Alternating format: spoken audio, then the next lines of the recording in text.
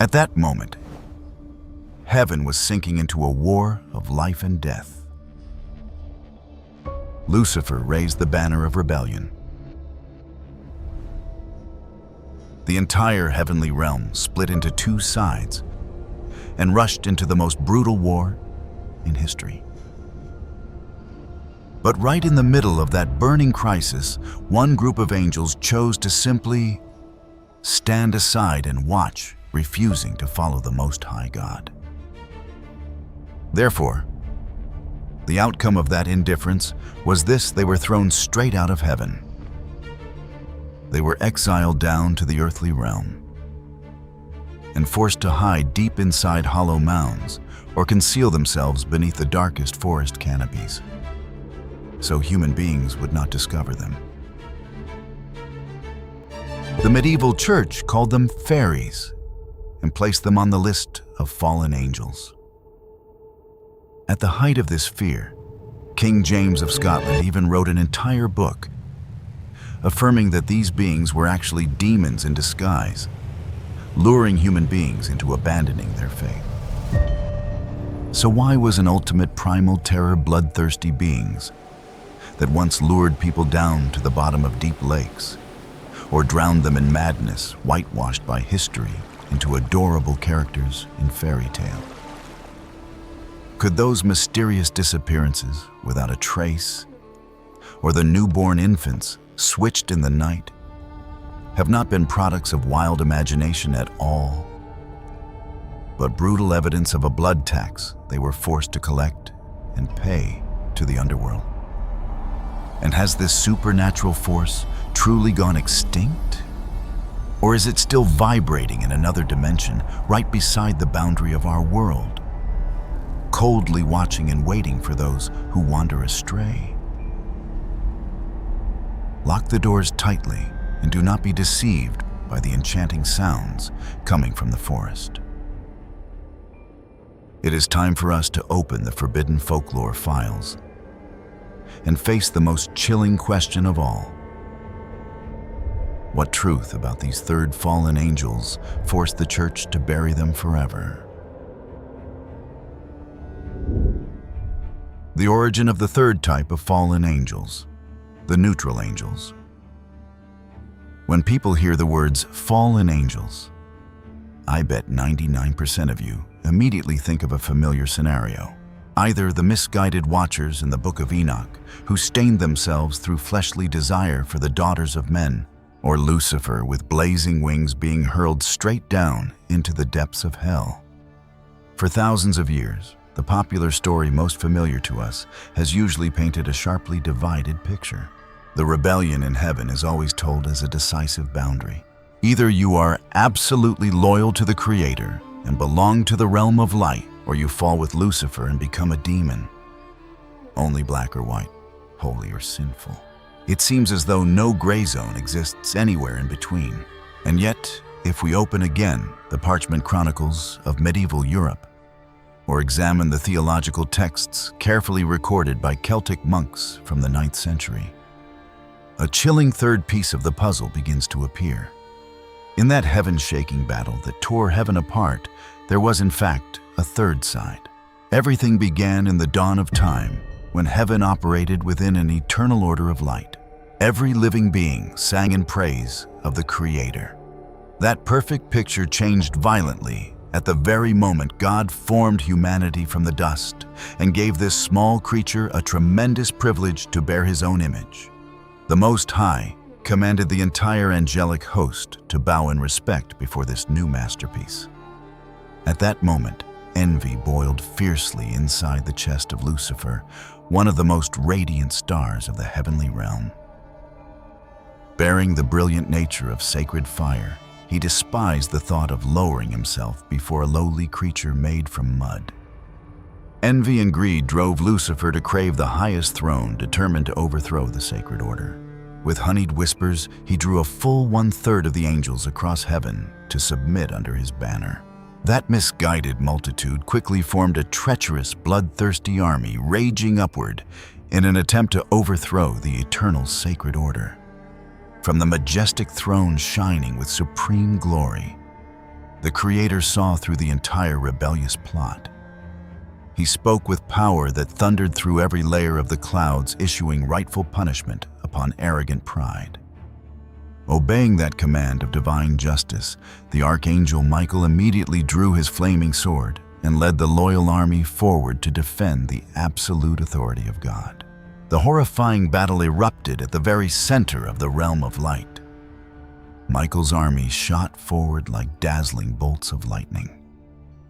Their mighty strikes cut through the enemy formation, tearing apart layer after layer of rebellion surging upward. The light of the faithful angels blazed like a river of justice, pushing back the darkness that was trying to cover heaven. On the opposite side, Lucifer roared in madness. He urged his followers to strike back with savage and dark attacks. Every roar from him was filled with hatred, and every command dragged the rebellious army deeper into the madness of ambition. The clash of weapons tore through every layer of cloud. The pure light of the angels collided violently with the dark ambition of the rebels. Heaven, which had once resounded with perfect worship, now trembled before the war between loyalty and rebellion. Every living being at that time seemed to be drawn into mortal combat. Every choice became a declaration before the throne of God. And yet, in the hidden corner of the battlefield, there was still a group of angels who decided to separate themselves from the crowd. They withdrew toward the distant vaults of cloud, folded their wings tightly, and watched the situation with cold, calculating eyes. They waited for the strongest side to win, so they could immediately bow down and preserve all their personal privileges. That glittering mask called neutrality was, in truth, a reflection of ultimate cowardice. Because in that moment of life and death, the third side placed its own safety above loyalty to God. They wanted to enjoy the glory of heaven, but avoid the cost of standing with justice. The battle ended when the authoritative light of the Creator completely crushed the rebellious side. Lucifer and his wicked followers immediately received the full punishment of exile, hurled down into the deepest depths of hell. After the demons were dealt with, the solemn gaze of heavenly judgment immediately turned toward the third side. Their calculating silence had hardened into a terrible sin. They forever lost the privilege of standing beneath the holy radiance. The nature of this group of angels was different from both remaining sides. They did not stand with God like Michael and the loyal angels, but they also did not rebel directly like Lucifer and his rebellious army. Their sin lay in knowing what was right, yet still choosing to stand aside in order to protect their own interests. They waited to see who would win before deciding which side they would serve. According to legend, it was because of that attitude that they received a separate punishment. Instead of being cast into hell with Lucifer, they were driven out of heaven by God and thrown down to the earth. That fateful fall marked the moment humanity began to face a completely unfamiliar supernatural race. They carried with them the remnants of power from the heavenly realm, mixed with a wild and icy heart. They dwelled among dense forests and deep lakes, among rocky hills and ancient mounds, among mist-covered places where human beings felt the visible world growing thin. From there, they began ruling nature by cold and emotionless rules, forcing human beings to tremble in submission and opening an age of horrifying obsession in European folk memory. And this is the story of a group of angels called the neutral angels. The neutral angels, those who stood in the middle of the war in heaven, saw the throne being challenged, saw Lucifer raise the banner of rebellion, saw the loyal armies enter the battle, and chose to remain still. In the folk memory of Ireland and Scotland, this group was later connected with a name the modern world often misunderstands: fairies. Today, when people hear the word fairies, many think of tiny beings in fairy tales with thin wings, flower-like clothing, sparkling glitter, and sweet magic for children. But in the old world, people called them by more respectful names such as the good people, the fair folk, the little people, the hidden ones. However, Irish and Scottish folk materials recorded from the 19th and 20th centuries show that fairies in Celtic tradition were supernatural beings who could both help and harm, and were associated with caution and fear in community life. They belonged to mounds, ancient forts, deep lakes, forests, rocky hills, fairy rings, and boundary places between the human world and the invisible realm. The Celtic people once believed that these beings had the power to interfere with crops, illness, children, livestock, weather dreams, and even the fate of an entire family. A season when cow's milk suddenly dried up could be connected to the anger of the good people. A child who changed in temperament, became sickly, or cried all night could be suspected of being connected to a changeling, the haunting story of fairies switching children that troubled generations. A person who wandered at dusk, heard music from the grassy hill, and returned with clouded eyes could be said to have stepped too close to their realm. A family that suddenly received unexpected good fortune might believe that the fair folk had looked upon them with mercy. But that blessing could also come with a condition, a debt, or a taboo that had to be kept fully. They could bless, and they could bring disaster. They could give luck, and then take it back at a terrible price. They lived close to human beings, but behaved according to their own law, cold and unpredictable. The frightening thing lies precisely in that closeness. In Christian imagination, demons are often placed in the abyss, in darkness and hell. Holy angels belong to the realm of light, carrying messages from God. But fairies in the legendary layer of the neutral angels dwell right beside rural life, under the grassy mound behind the house, beside the lake where children play in the forest, where herdsmen must pass around the ancient fort standing in the middle of the field. They live so close that human beings had to learn to walk carefully. From here, the story of the neutral angels becomes a dark mirror reflecting the human heart. It exposes a far more subtle form of falling. Lucifer was wrong because of pride and open rebellion. He wanted power for himself, wanted to rise above everything, and wanted to oppose the will of God. The Watchers in the Book of Enoch fell because of lust, and because they used the knowledge given to them in the wrong way, disturbing the boundary between the heavenly realm and humanity. But the neutral angels were different. They did not rebel directly like Lucifer, and they did not sin in the same way as the Watchers. What condemned them was their decision to stand outside the conflict. When the war took place, they did not stand with what they knew was right. They only watched and waited to see who would win. Whichever side won, they would follow that side in order to protect their own interests. According to this legend, it was this silence and self-centered attitude that caused them to lose their place in heaven. That severe sentence shattered every illusion about the so-called safe zone of indifference. Spiritual history has always cut with a sharp rule: indifference before evil is an act of complicity. Look again at the tragic and blood-soaked page of history, when the Lord Jesus endured scourging and was brutally persecuted on the cross. The wicked men who directly carried it out certainly had to bear dreadful punishment.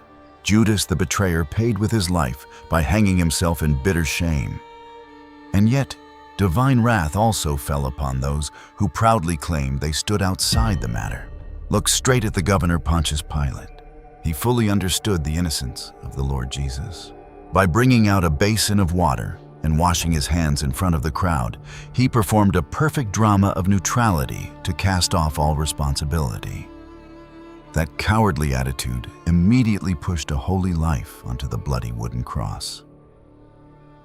The law of consequence came rushing soon after. Pilate lost all governing authority, tasted years of humiliating exile, and met a bitter end in a foreign land. Even the indifferent crowd standing beneath the hill of Golgotha that day, those who folded their arms and watched evil act freely, eventually had to witness the Temple of Jerusalem fall into ruin, bear the pain of losing their homeland, and drift across the world. To you, the ones listening to tonight's story, The blood-written lesson from heaven and earth resounds with one extremely powerful message. When you stand in silence and watch evil run wild, you are directly helping the wicked. Therefore, before every difficult situation, before the fears that come with exposing a crime, remember the profound teaching the Lord Jesus once left behind: love your neighbor as yourself. True love always requires concrete action. We carry the mission to reach out and lift up vulnerable lives, to be ready to speak in defense of what is right, and to share warmth with those around us. With compassion and selflessness, we can build together a strong fortress wall to stop every evil. Choosing to live kindly, to care, and to protect one another will surely bring deep peace to the soul while drawing the finest blessings from the Creator. Interdimensional entities and a forgotten civilization. As we explored in part 1 today, when people hear the word fairy, many immediately think of a tiny winged creature flying around flowers, scattering glittering dust and helping human beings make wishes come true. But the ancients called them by many names. Fairies, the good people, the fair folk, aus si dawaine shide. In Ireland in particular, the word shide was originally connected with mounds, ancient tombs, sacred hills, and entrances into another world. Later, the invisible inhabitants of those mounds themselves came to be called the people of the Sidhe. A green mound in a meadow seen from the outside is only earth and grass. But in the Celtic imagination, it could be a doorway leading into an underground palace where music echoes the banquet, never runs out old age, loses its power, and anyone who enters can easily lose the life they once knew. Here, the framework of frontier science begins to find room to speak. If we read these stories in the language of folklore, fairyland is the other world. If we read them through the language of modern hypothesis, it resembles a layer of reality, overlapping the human world, opening only at certain thin places: mounds, fairy rings, watersides, caves, deep forests, crossroads, or seasonal turning nights such as Samhain. People in the Middle Ages did not have the phrase interdimensional beings, so they described them using what they knew: fairies, people in the mound, beautiful people from the other world, white riders, maidens on horseback, and music coming from inside the earth. The modern label does not mean that they truly are interdimensional beings in a scientific sense. It is only a new way of rereading an old story. Someone enters a strange place, feels as though they stayed there only a short while. But when they return, everything has changed greatly. That is why the phenomenon of missing time in fairy stories becomes so remarkable. In many Celtic stories, a man is crossing a meadow, a dark forest, or a mound when he hears music. That sound is often described as deeply enchanting strings, singing, dancing footsteps, the sound of a joyful feast coming from a place the ordinary eye can barely see. The man approaches, steps into the dance circle, or is invited to join the feast. In his own perception, everything lasts only one night, sometimes only a few hours. But when he returns to the village, the old road is still there. Yet everyone he knew has disappeared. Houses have changed, owners' graves are covered in moss, and his name survives only in the stories of old people. The story of Oisin and Tir na Nog is the most famous image of this kind of time.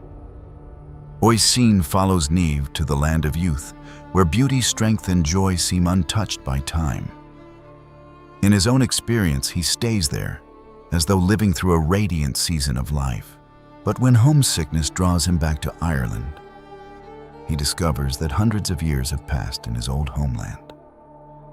That scene does not only speak of magic, it speaks of a very simple fear: you leave for only a short time.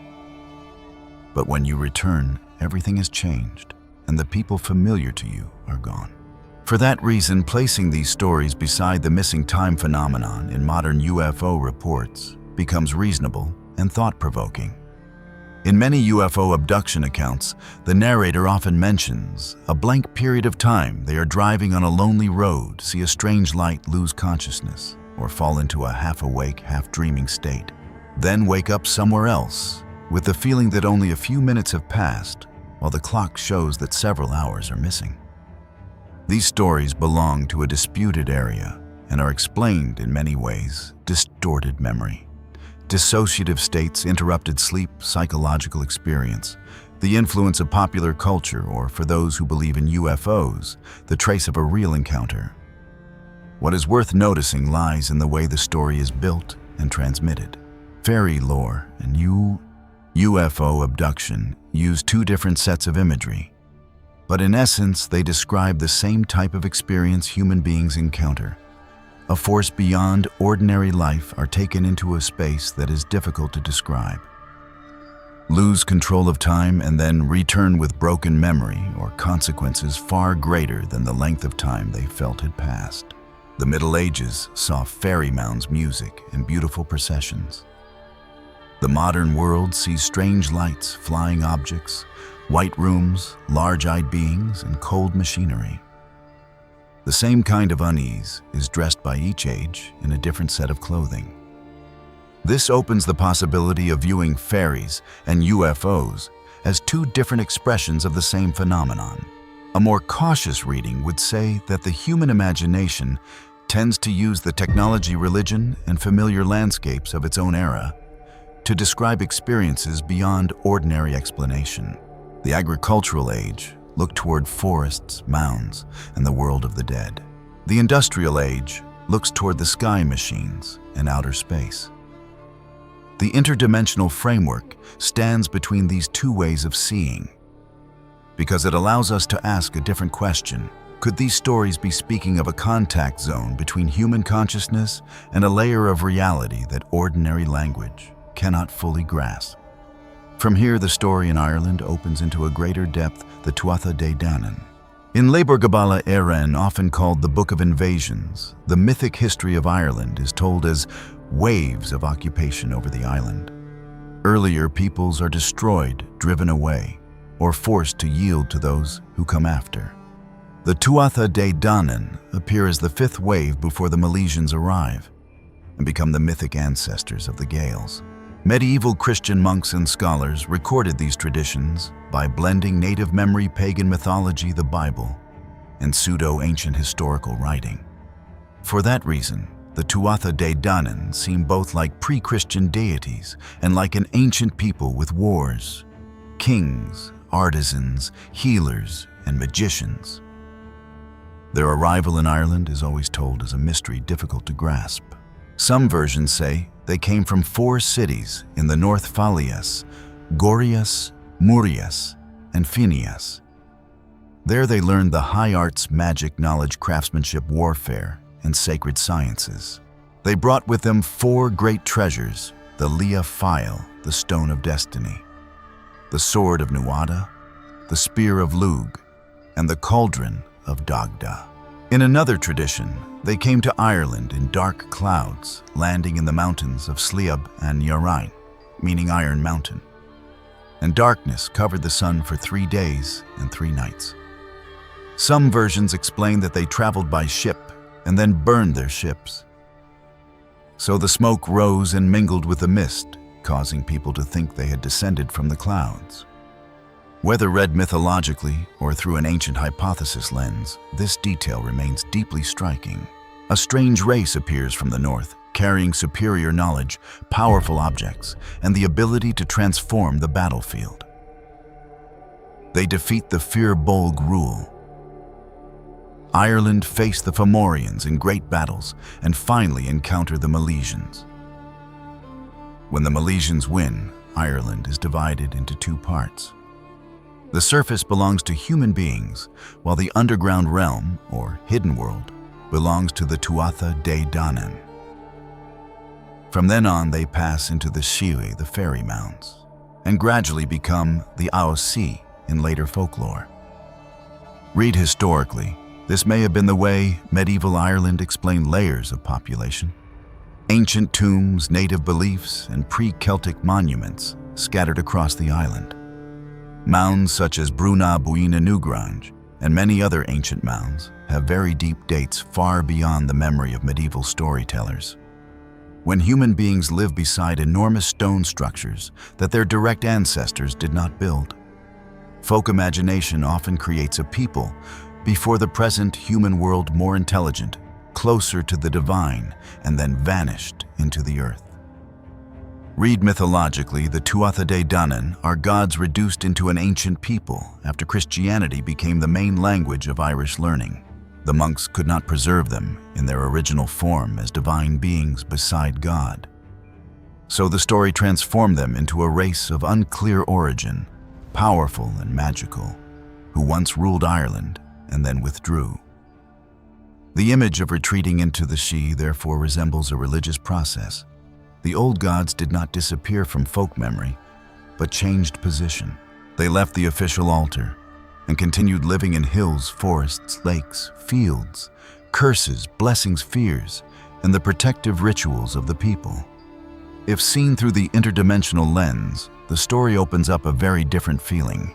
It does not sound as though they simply crawled underground and disappeared. It sounds as though they merely stepped slightly aside from our world. Still there, very close, but lying in another layer that ordinary eyes cannot touch. The mounds suddenly become intersections like a half-closed door. The fairy ring is no longer a random occurrence, but a trace of a place where the boundary has grown thin, and the music echoing from inside the hill sounds as though someone is living there, rejoicing there, only on the other side.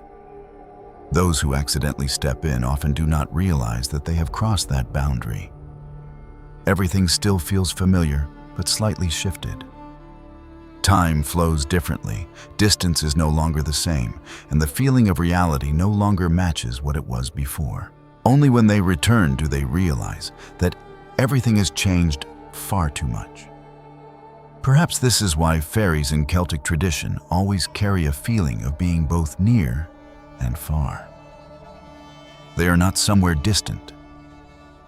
They are right beneath your feet, behind the fence, inside the mound, out in the field beside the stream, or somewhere offshore in the gray mist. But reaching them is not something one can do simply by wanting it. It requires a very special moment, a seasonal turning night, a strange sleep, a time of getting lost, a piece of music pulling your feet forward, or merely an accidental step into a fairy ring. That world is not on the map. It overlaps this world, but operates by its own rhythm, its own law, which human beings can only sense, but can hardly fully understand. And then, when returning to the story of the Tuatha De Danann, I realize it is not only a mysterious tale, it also touches something very ordinary, very human. The Milesians represent the new human world. A people bringing weapons, inheritance laws, land ownership, tribal structures, and material life tied to the surface. The Tuatha De Danann represent an older order tied to sacred land. Art, magic, natural power, mythic smiths, healers, musicians, poets, sovereignty, goddesses, and the boundaries between life and the other world. And they can affect human life by spoiling milk, taking children, weakening livestock, carrying people away, or punishing those who violate their dwelling places. From this contrast, the motif of fear toward iron begins to rise as a key element in the legend. In European folklore, especially in Celtic regions and in England, Scotland, and Ireland, iron is often seen as an object that drives away fairies, witches, ghosts, or harmful forces. People hung horseshoes above doors, placed knives or nails at entrances, put scissors near a child's cradle, and used iron objects to protect women after childbirth, livestock houses, and boundaries that were easily invaded. These objects were very ordinary in rural life, but in folk imagination, they held terrifying power. Iron originally lies within the earth. When human beings dig it up, they heat it in fire, strike it with hammers, and turn it into knives. swords, plowshares, nails, or horseshoes. In short, human beings take something from nature and turn it into a tool to serve themselves. Fairies, meanwhile, are often connected with forests, mounds, streams, and wild places not yet interfered with by human beings. Therefore, iron becomes a sign that human beings have begun to control nature, cutting trees, plowing land, building fences, and constructing houses. To put it simply, iron represents the human world where things are controlled and used. Fairies belong to the natural world, where things remain free and difficult to grasp. Therefore, in folk stories, iron is not merely a material. It is like a precious protective charm. This was especially true in old rural life, where countless dangers always lay waiting. Weak newborns' milk suddenly turning sour, sick livestock, or failed harvests were everyday tragedies. The ancients believed that the fairies were the ones causing these destructive things. And in order to seek a sense of safety, they grasped iron objects, practical tools that helped them protect themselves and fight back against that mysterious force. If we step back to look at the wider picture, that cold piece of iron becomes evidence, accusing the fiery conflict between wild nature and industrial greed. These supernatural entities originally dwelled in the wildest regions, rolling hills, dense forests, misty marshlands, and raised mounds. These were sacred territories that ancient people once crossed only with lowered heads and cautious reverence. But from the moment iron metal was discovered, the entire situation changed. Human beings held axes, machetes, and hammers. They possessed the strength to cut down forests, split mountains to open roads, build fences, divide land, and seize territory. The legend that the fairy realm fears iron is the most painful memory of nature. The supernatural entities were forced to retreat when human beings brought noisy machines, plowing tools, and the greed of possession straight into lands that once belonged to sacred Mother Earth. The view of these interdimensional entities makes this truth appear even more harshly. That heavy block of iron plays the role of a gigantic anchor, dragging everything down into the coarsest material layer. Iron carries weight friction, blazing heat, and sharp, violent impacts. Entities accustomed to living in mist, gentle music, and subtle states are immediately pushed back by this metal that is far too brutal. The idea that iron burns supernatural flesh describes a practical truth. A pure being would certainly suffer immense pain when forced to collide with the noisy mechanical rhythm of the human world. At this point, blacksmiths stood in a position of absolute power. They stood directly on the boundary between magic and technology. In their hands, they held the secret of melting silent ore from beneath the earth into plowshares, horseshoes, nails, bolts, and sharp weapons. Irish history once recorded a divine race that ruled the land called the Tuatha De Danann. They were great, powerful, and skilled in every kind of magic. Yet through centuries of human life, pressing forward the image of those great gods gradually hid itself in rural life and became creatures concealed beneath hollow hills. Iron then transformed into a symbol of strict control locks, fastened tightly to doors, barbed wire fences, and blades tearing through the natural landscape. To deal with this hidden force, the people carefully established many practical rules of conduct. They hung horseshoes over doors, avoided throwing dirty water onto paths, and especially stayed away from fairy rings in the meadow. Science explains that fairy rings are born from the growth of fungal networks beneath the earth. But to the ancients, a perfect circle rising in a deserted meadow carried the clear trace of an uncanny dance. Stepping into it, human beings could easily lose their minds, lose their way, and be swallowed by time. Likewise, the ancient mounds scattered across Ireland were seen as gateways leading down to the underground kingdom. That belief unintentionally created a wonderful environmental protection zone. Because the people feared supernatural forces, they maintained an attitude of respect, and strictly forbade digging into or destroying ancient sites. The story of this hidden civilization touches directly on our own anxiety today. Every time human beings flatten a hill, dry up a stream, or build a factory belching thick smoke, our spiritual world becomes poorer. Folklore calls this the retreat of the fairy realm, while modern reality calls it ecological destruction. Iron metal itself carries a neutral meaning. The plowshare helps human beings eat. Iron nails keep the roof standing. But that same metal also opens the way for bloody wars and large-scale destruction of nature. The fairy realm retreats because it lives through caution, reverence, and sacred rituals. Meanwhile, modern human beings eagerly smash every mound, cut down every forest, drain every resource, and proudly call it progress. But in reality, they are destroying their own life with their own hands. Why did the Roman Church have to erase them?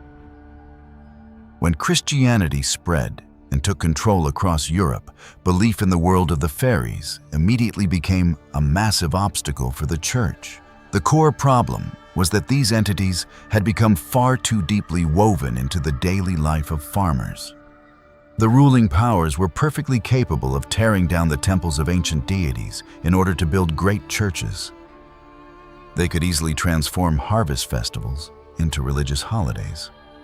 But the fairies chose a far more persistent way to survive. They hid directly beneath the mound behind the garden, around the roots of ancient trees, beside streams near cattle sheds, or even waiting beside the cradle of a newborn child. This kind of belief sank so deeply into daily life that it truly became a headache for the clergy. Try placing yourself inside the life of a farmer in that age. Their lives and property were extremely fragile.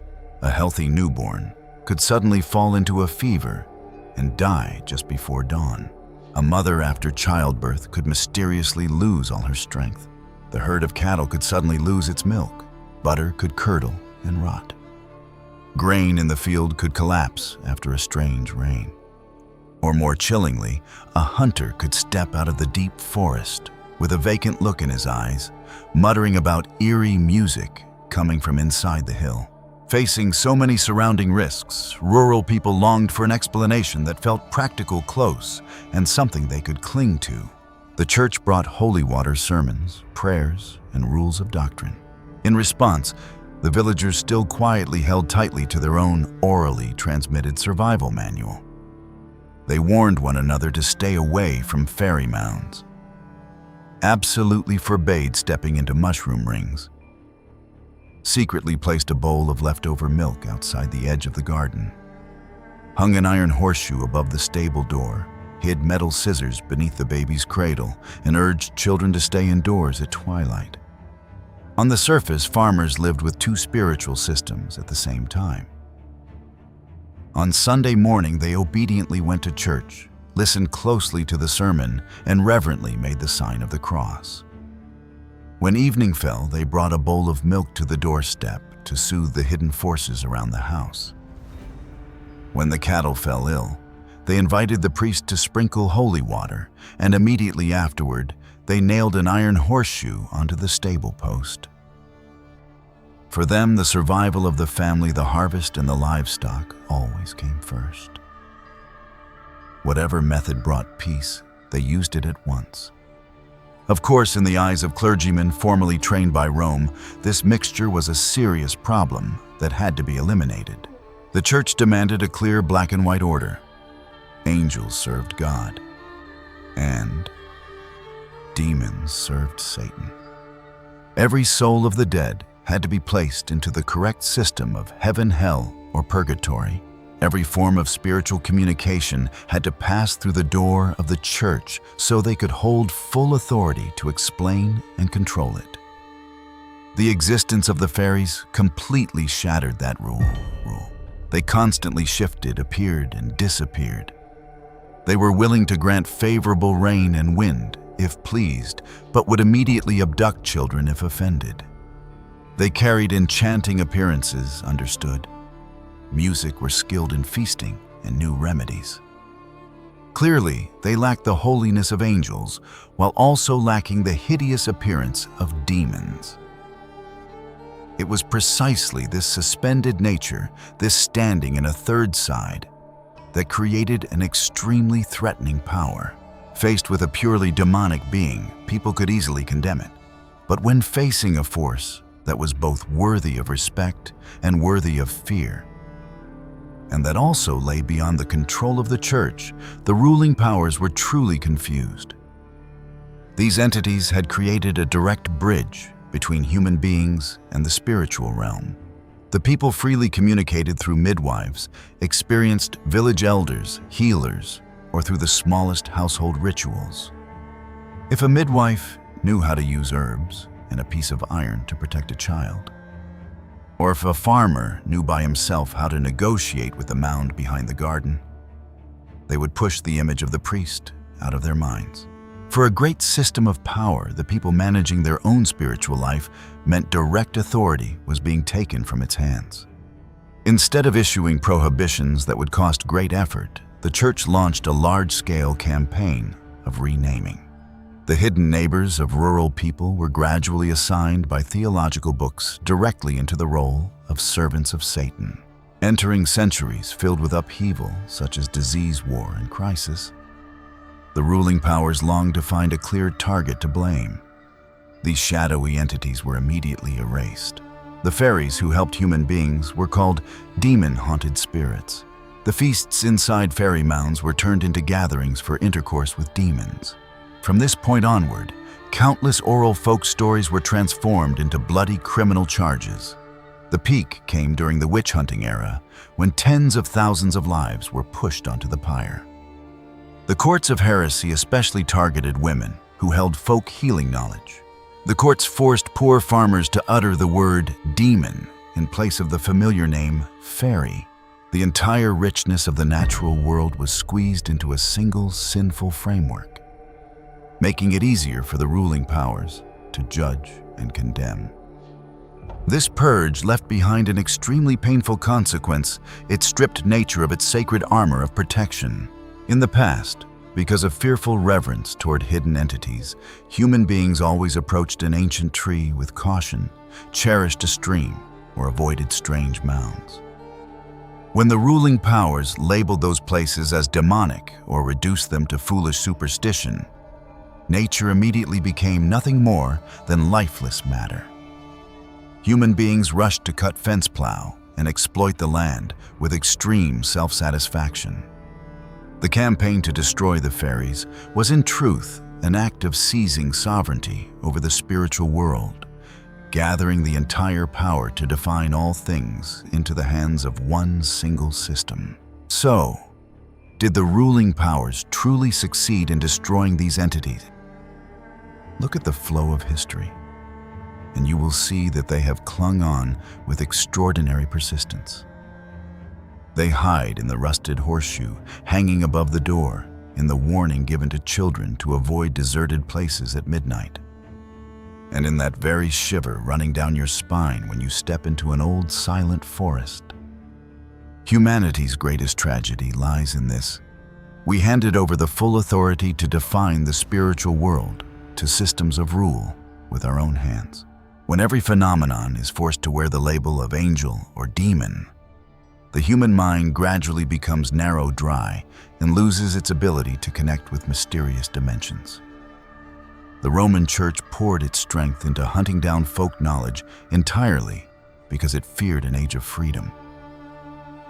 It was an age when human beings and nature communicated directly where the land possessed a soul, and rural women held powerful healing abilities that reached far beyond every sermon. The ruling powers longed to erase that memory in order to assert absolute authority. The authority to decide which force was holy, which being was demonic, and which knowledge carried a deadly sin. This ruthless purge slammed shut the doors of communion with nature, imprisoned humanity inside a cold, exclusive order, and forever stripped away one half of the soul of all living things. Dark Files. What did fairies really do to human beings? When fairies are mentioned, many people immediately think of small, glittering, harmless beings from fairy tales. But when we look back at historical records and ancient folklore, that image is not simple at all. What is remarkable is that these stories were not only passed down in folk tradition. They also appear in monastery chronicles, court records, testimony from witch trials, folklore collections, and even real cases in Ireland in the 19th century. To understand fairies in the Old World, we must begin with a much wider scene, the Wild Hunt. In Northern and Western European folklore, the Wild Hunt is a ghostly hunting procession rushing across the sky or through dark forests at night. The leader of the hunt changes depending on the region. In some places, it is linked with Odin or Woden, in others, with Gwyn ap Nudd from Welsh tradition, in others with King Hurla Hern, the hunter Helican. And later Christian writers even pulled the image closer to the devil. The hunt is often made up of phantom riders, supernatural hounds, horn blasts, hoofbeats, howling wind, and the feeling that on that night, a power not belonging to the human world is passing through. One noteworthy record appears in the story of Orderic Vitalis. On the night of January 1st, 1091 in Normandy, a priest named Walchela was returning after visiting a sick person. The night was dark, the road was empty, and war and unrest still cast their shadow over the land. Suddenly he heard the sound of a very large army approaching. At first Walchelin thought it was the soldiers of a local lord, so he stepped to the side of the road to avoid trouble. But the procession passing before his eyes did not resemble an ordinary army. According to the account recorded by Orderic Walchelin, saw a strange procession of souls, people carrying burdens, figures being dragged along in suffering warriors, and shadows that did not belong to everyday life. This story was later often placed in the group known as Herleshin's Hunt, a kind of precursor or close relative of the Wild Hunt. What makes this file remarkable is that the writer did not present it as a children's story, but as a moral event. The living saw the procession of the dead, and that night became a warning about sin, war, plunder, and unresolved debts of the soul. By 1127, the Peterborough Chronicle in England recorded a similar phenomenon. After Henry of Poitou was appointed abbot of Peterborough Abbey, the monks wrote that for many weeks people saw and heard a strange hunt.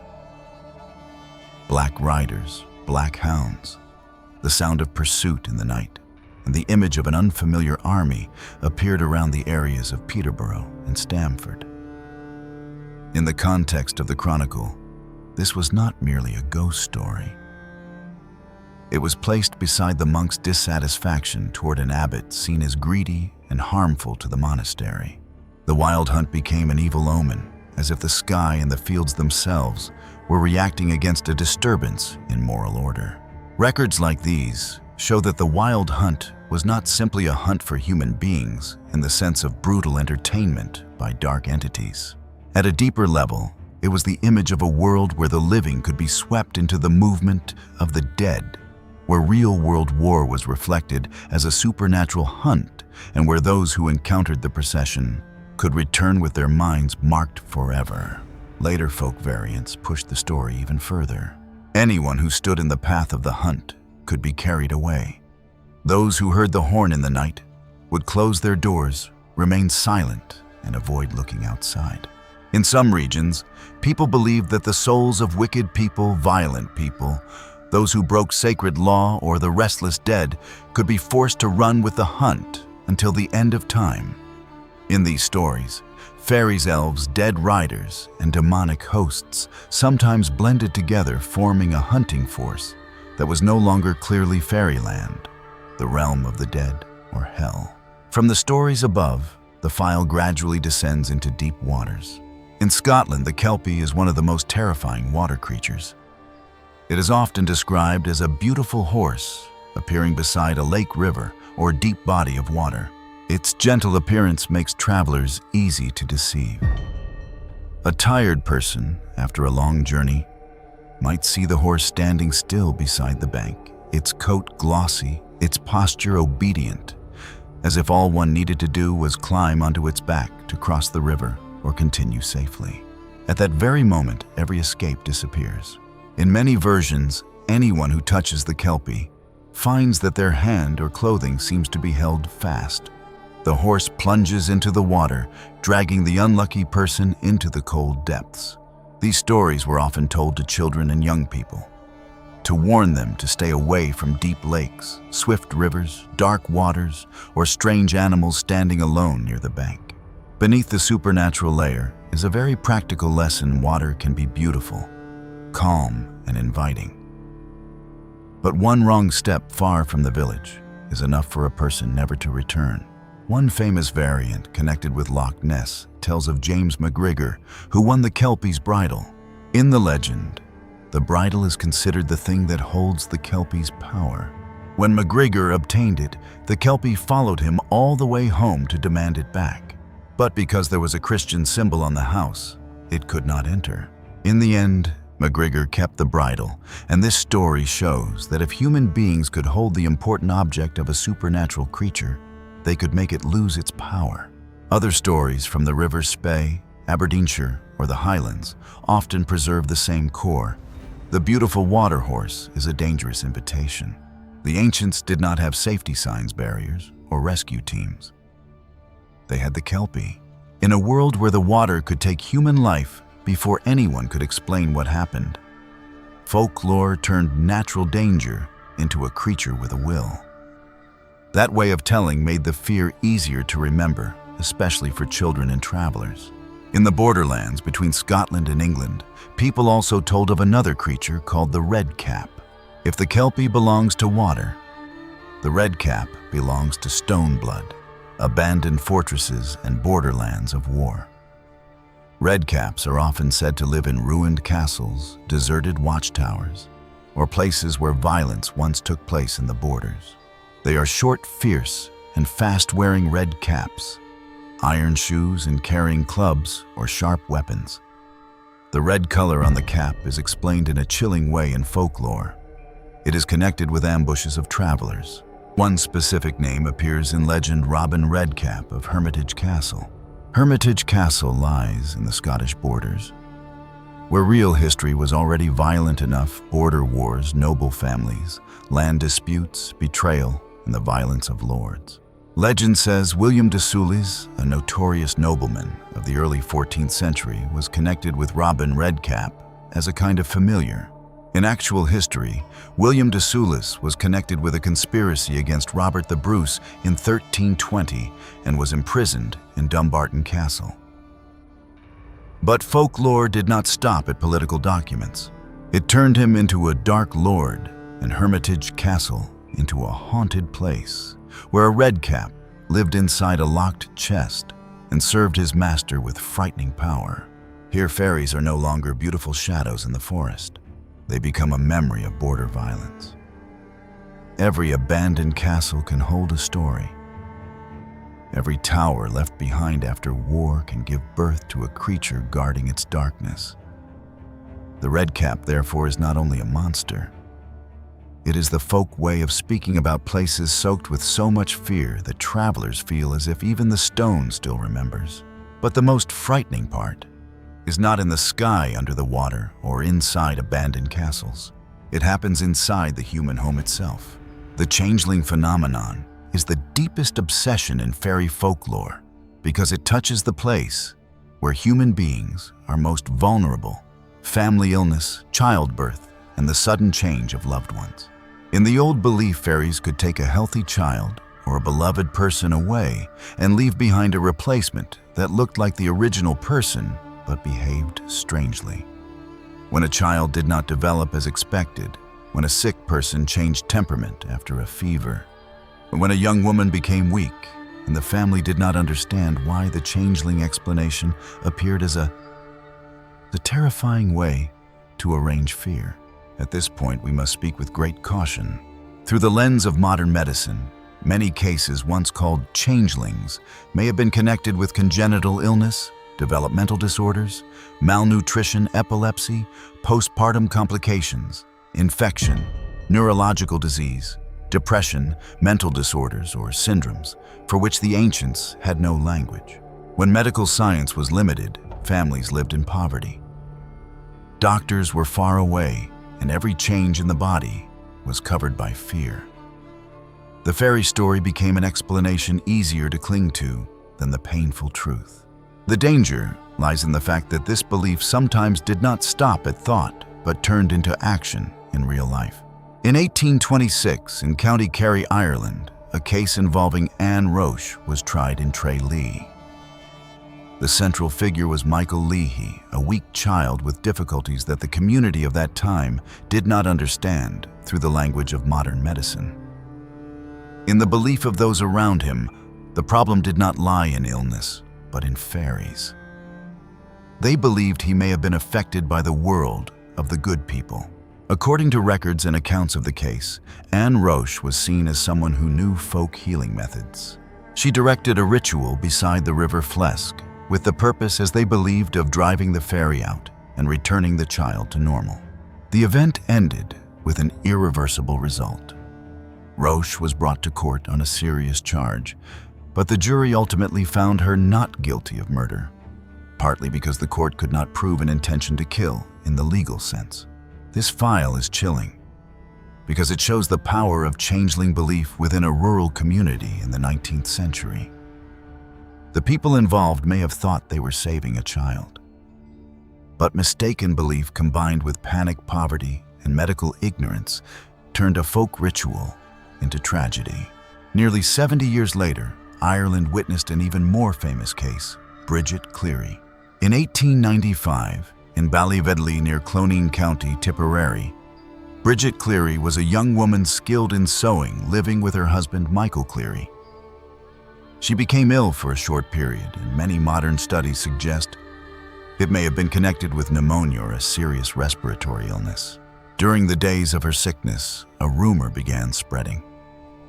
Was the woman lying in the bed the real Bridget, or only a replacement left behind by fairies? A question that seemed to belong only in oral storytelling slipped into Bridget's actual life. Michael Cleary and several relatives took part in rituals meant to force the fairy to reveal itself. They used repeated questioning folk rites and actions believed to compel the replacement to leave the body. Bridget, weakened by illness, was placed inside a script where she was no longer seen as herself. In the eyes of those who believed in the changeling, even her voice could be treated as the voice of an imposter. By March 15, 1895, Bridget was no longer alive. Her body was later found in a shallow grave. The case shocked the press in Ireland and England. Michael Cleary and several others involved were prosecuted. Ultimately, the verdicts were given as manslaughter, not murder, partly because the court had to face the question of how deeply they truly believed in the changeling. Whatever the legal interpretation may be, the Bridget Cleary file reveals something that cannot be ignored when human beings stop seeing their loved one as their loved one, and instead see them as a replacement from another world. The moral boundary inside the family can collapse very quickly. This is why the Bridget Cleary case is often called one of Ireland's last and most famous changeling files. It happened very late at the end of the 19th century, a time when railways, newspapers, police, and modern medicine were more present than before. But even in that age, belief in fairies was still strong enough to interfere with the way a family understood illness, identity, and the change of a young woman. Before Anne Roche and Bridget Cleary fairies had entered Scottish courts many times in another form, not as changelings, but as witchcraft files. In 1576 in Ayrshire, Bessie Dunlop was tried for witchcraft. In the record, she said she received knowledge of healing, finding lost objects, and predicting events from a man named Tom Reed. This figure was described as having died in the Battle of Pinkie in 1547. Wearing gray clothing, carrying a white staff, and appearing near Bessie's home, while she was troubled by illness and her family problems with livestock and difficulties with the harvest. Tom Reed brought her into a realm connected with Elfame, meaning fairyland, where there was a group of fairies and the Queen of Elfame. What is notable about Bessie Dunlop is that she does not appear as a destructive figure. The record speaks much about healing herbs, midwifery, finding lost objects, and helping the community. Those things had once given her a place in village life. But once she entered the courtroom, that very source of knowledge became the reason she was suspected. The story of fairies was no longer a sign of folk ability, but evidence against her. At this point, we can see very clearly how folk beliefs operated in real human life. Knowledge that had helped the people was renamed as a sign of danger. A person who had once healed others was placed beside the devil. Fairyland was dragged from the folk world into the courtroom's language of sin. By 1662, the file of Isabel Gaudy at Aldern, Nairnshire went even further. Isabel Gaudy is famous for her long, detailed, and strange confessions. In them appear the devil witches' meetings, shape-shifting elf shot the king and queen, of fairy the fairy hill rituals for taking milk, harming crops, and journeys into hill spaces that open like another realm. Scholars often emphasize that witchcraft confessions from this period must be read carefully because they may have been affected by interrogation court pressure, demonological doctrine, folk imagination, and social fear. But no matter how we read them, Isabel Gaudy still shows one very important thing.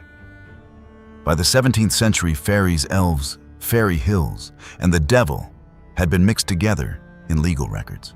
Things that once may have been folklore about the people in the mound, stolen milk, weakened cattle, strange illness, and the fairy queen were now placed inside the same structure as Pacts, witches' sabbaths, and magical crimes.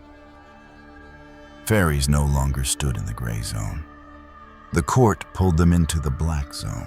If we place these files side by side, we can draw a clear conclusion. The wild hunt reflects the fear of being swept into the other world. The Kelpie is a warning about dangers from the natural environment. The red cap is tied to memories of violence in the borderlands. Bessie Dunlop shows that folk knowledge could be seen as sin. Isabel Gaudy reveals the blending of folklore and demonology in the courtroom.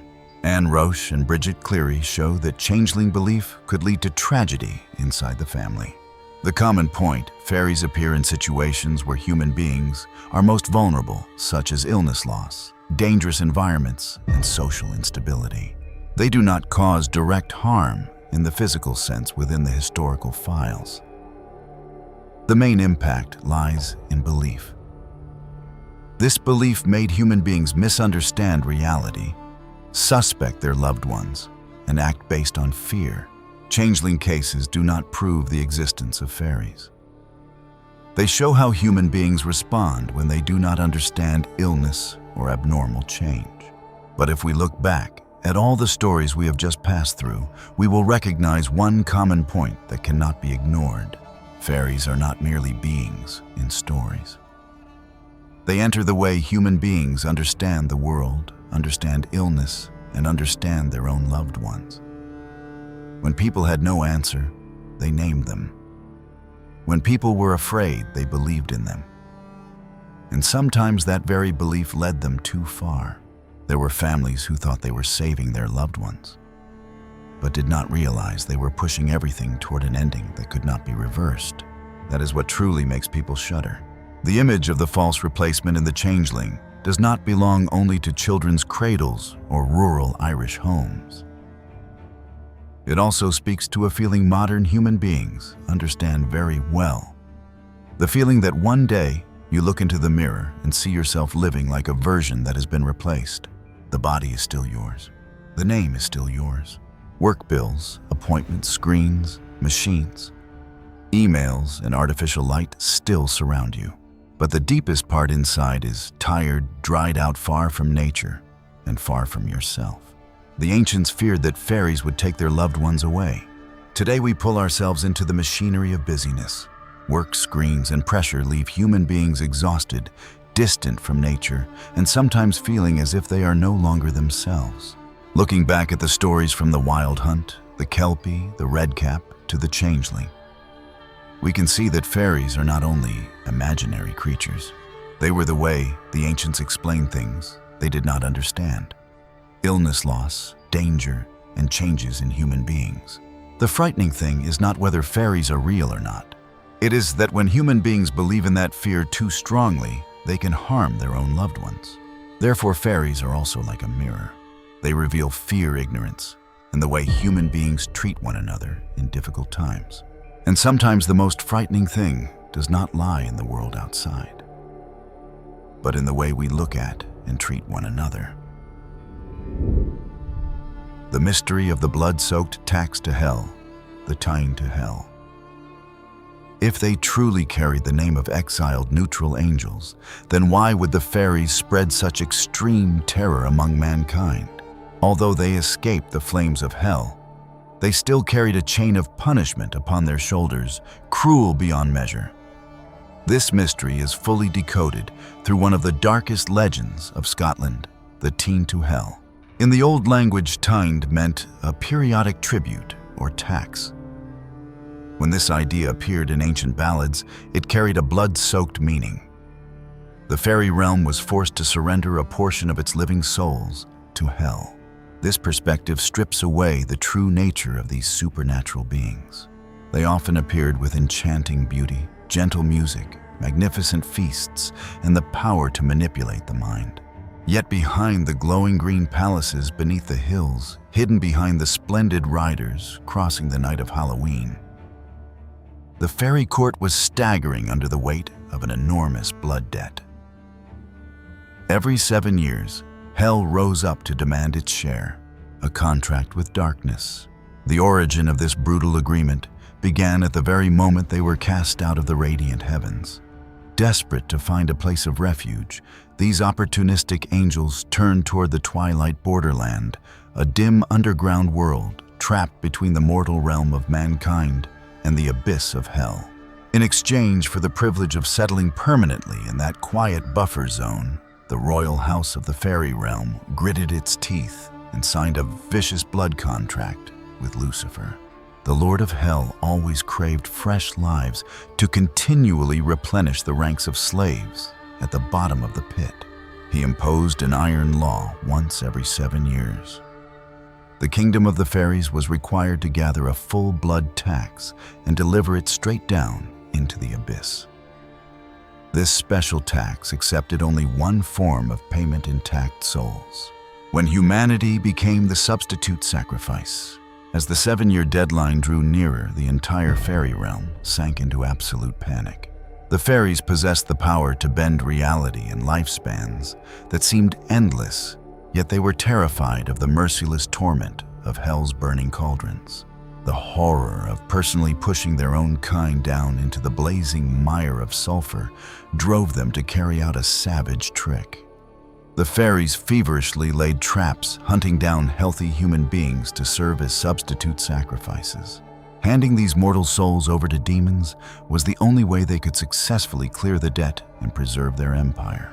At this moment, human fate was pushed into an extremely dangerous position. Under normal circumstances, mankind always appeared as the weaker species before supernatural beings. Yet through the lens of the Teind, the intense vitality of human beings became the priceless asset that dark powers fought to seize. The fairies craved mortals as substitutes. Hell saw earthly life as a rich tax to be collected. A traveler who wandered into the fairy realm believed he was enjoying a luxurious banquet, losing himself in music or drowning in an enchanting kiss. Yet behind all that pleasure stood a death contract that had been completely hidden from him. The fairy queen revealed her true face as the ruler of a court drowning in debt, forced to throw an outsider into the pit in order to preserve the lives of her own elite class. The magnificent feasts beneath the earth now exposed themselves as waiting rooms for execution. A traveler stepped into the mound, his eyes dazzled by brilliant lights, tables overflowing with sweet wine, and alluring faces all around him. The fairies deliberately intoxicated their victim with pleasure, stealing his entire sense of time. They needed to soften the victim's will, cut off his bonds with family, and make the delivery of his life to hell as smooth as possible. Evidence from blood-soaked ballads. The ancient Celts preserved this horrifying secret through oral ballads. Let us reopen the supernatural case file known as Tom Lynn. The story begins at Carterhoff, a quiet, forested land. A noble young woman named Janet entered the woods and had a strange encounter with the knight Tam Lin.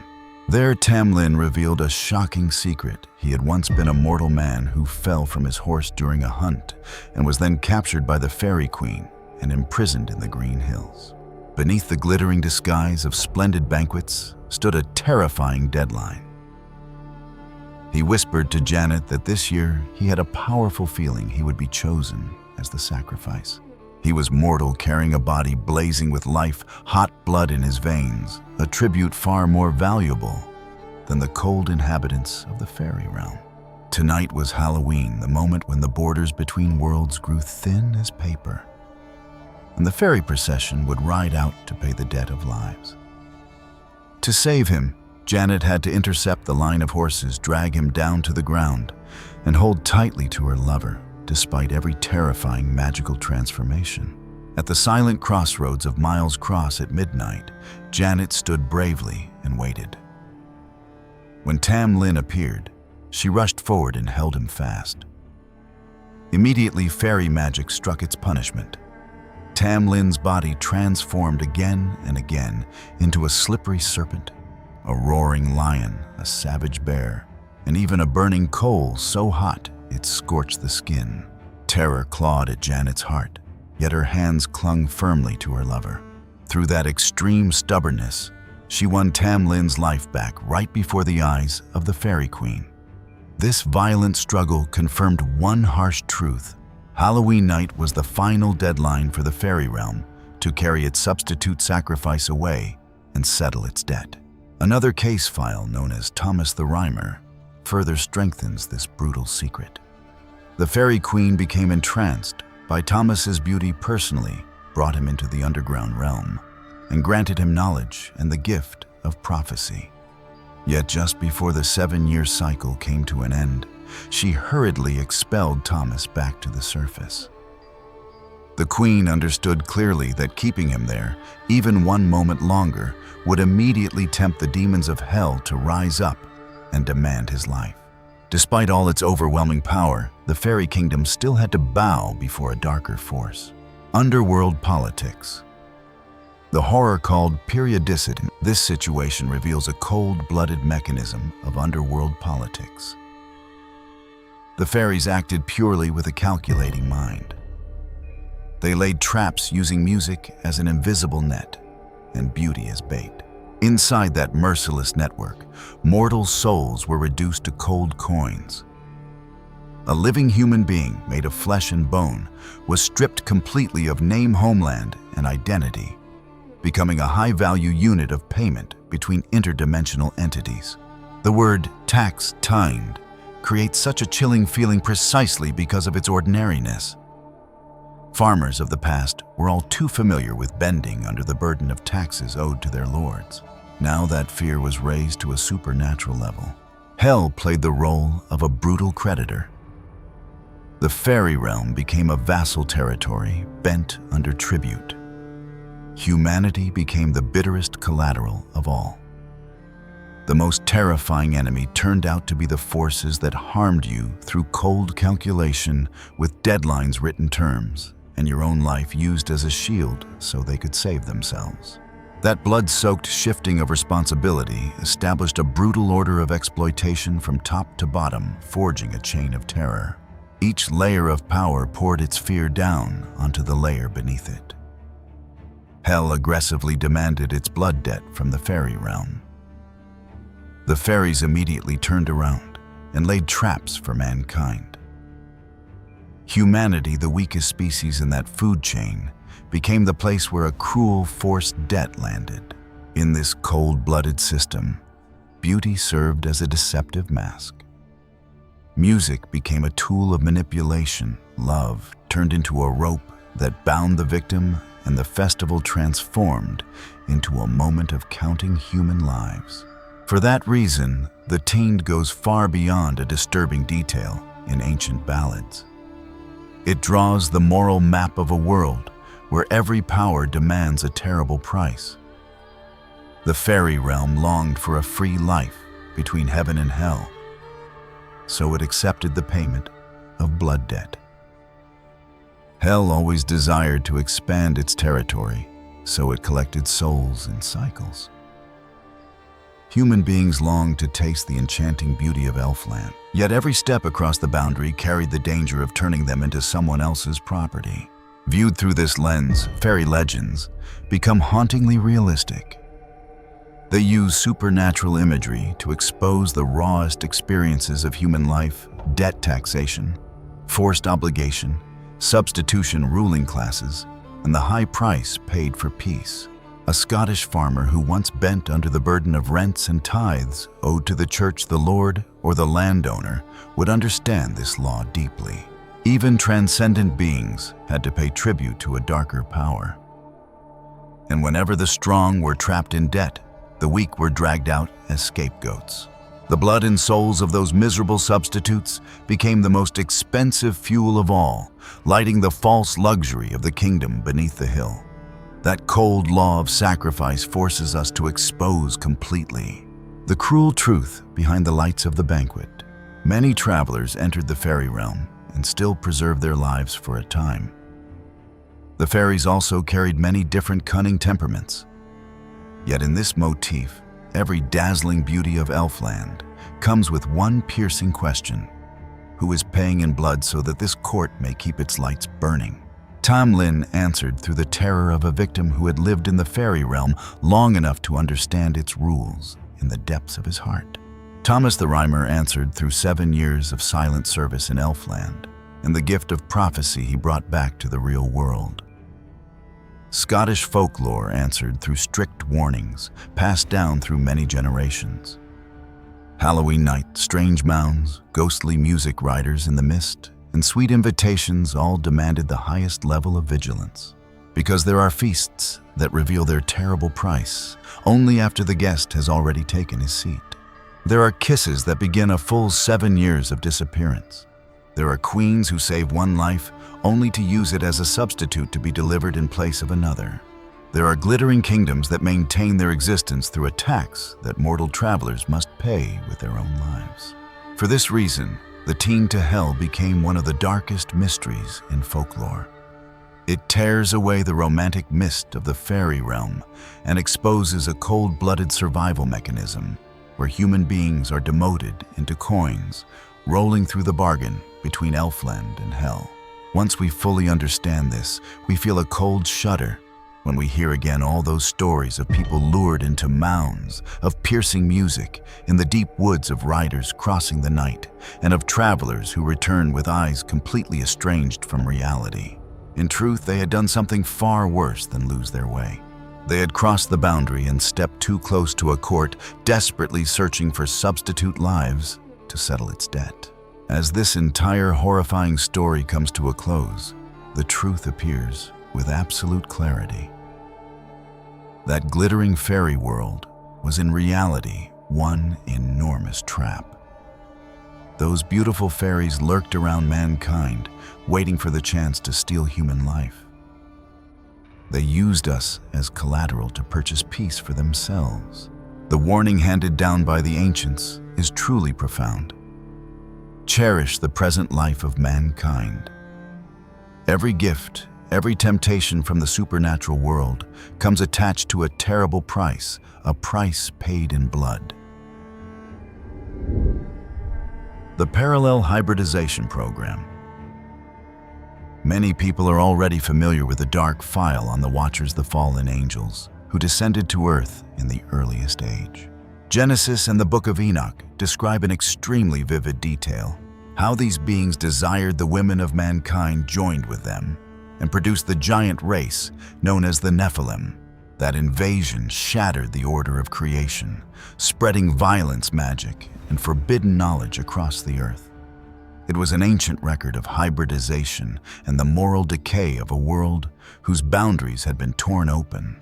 Yet the most chilling part is this: the fairy realm was also carrying out a similar hybridization program, only it did so through a method far quieter and far more sophisticated.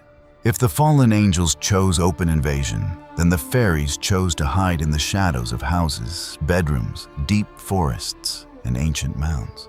When the gene pool ran dry, in old records such as the Secret Commonwealth, written by the 17th century minister Robert Kirk, fairies appear as a race with courts laws, families, and children.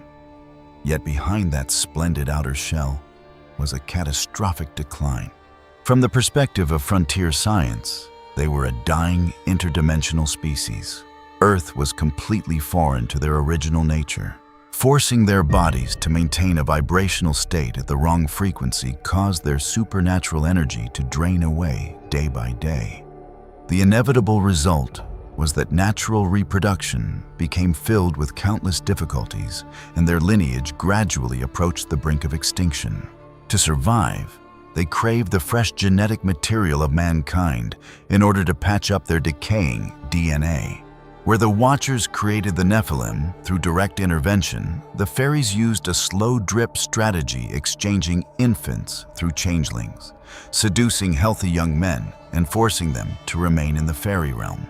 Most striking of all were the many case files about kidnapped fairy midwives. European folklore is filled with stories of human midwives being dragged away in the middle of the night.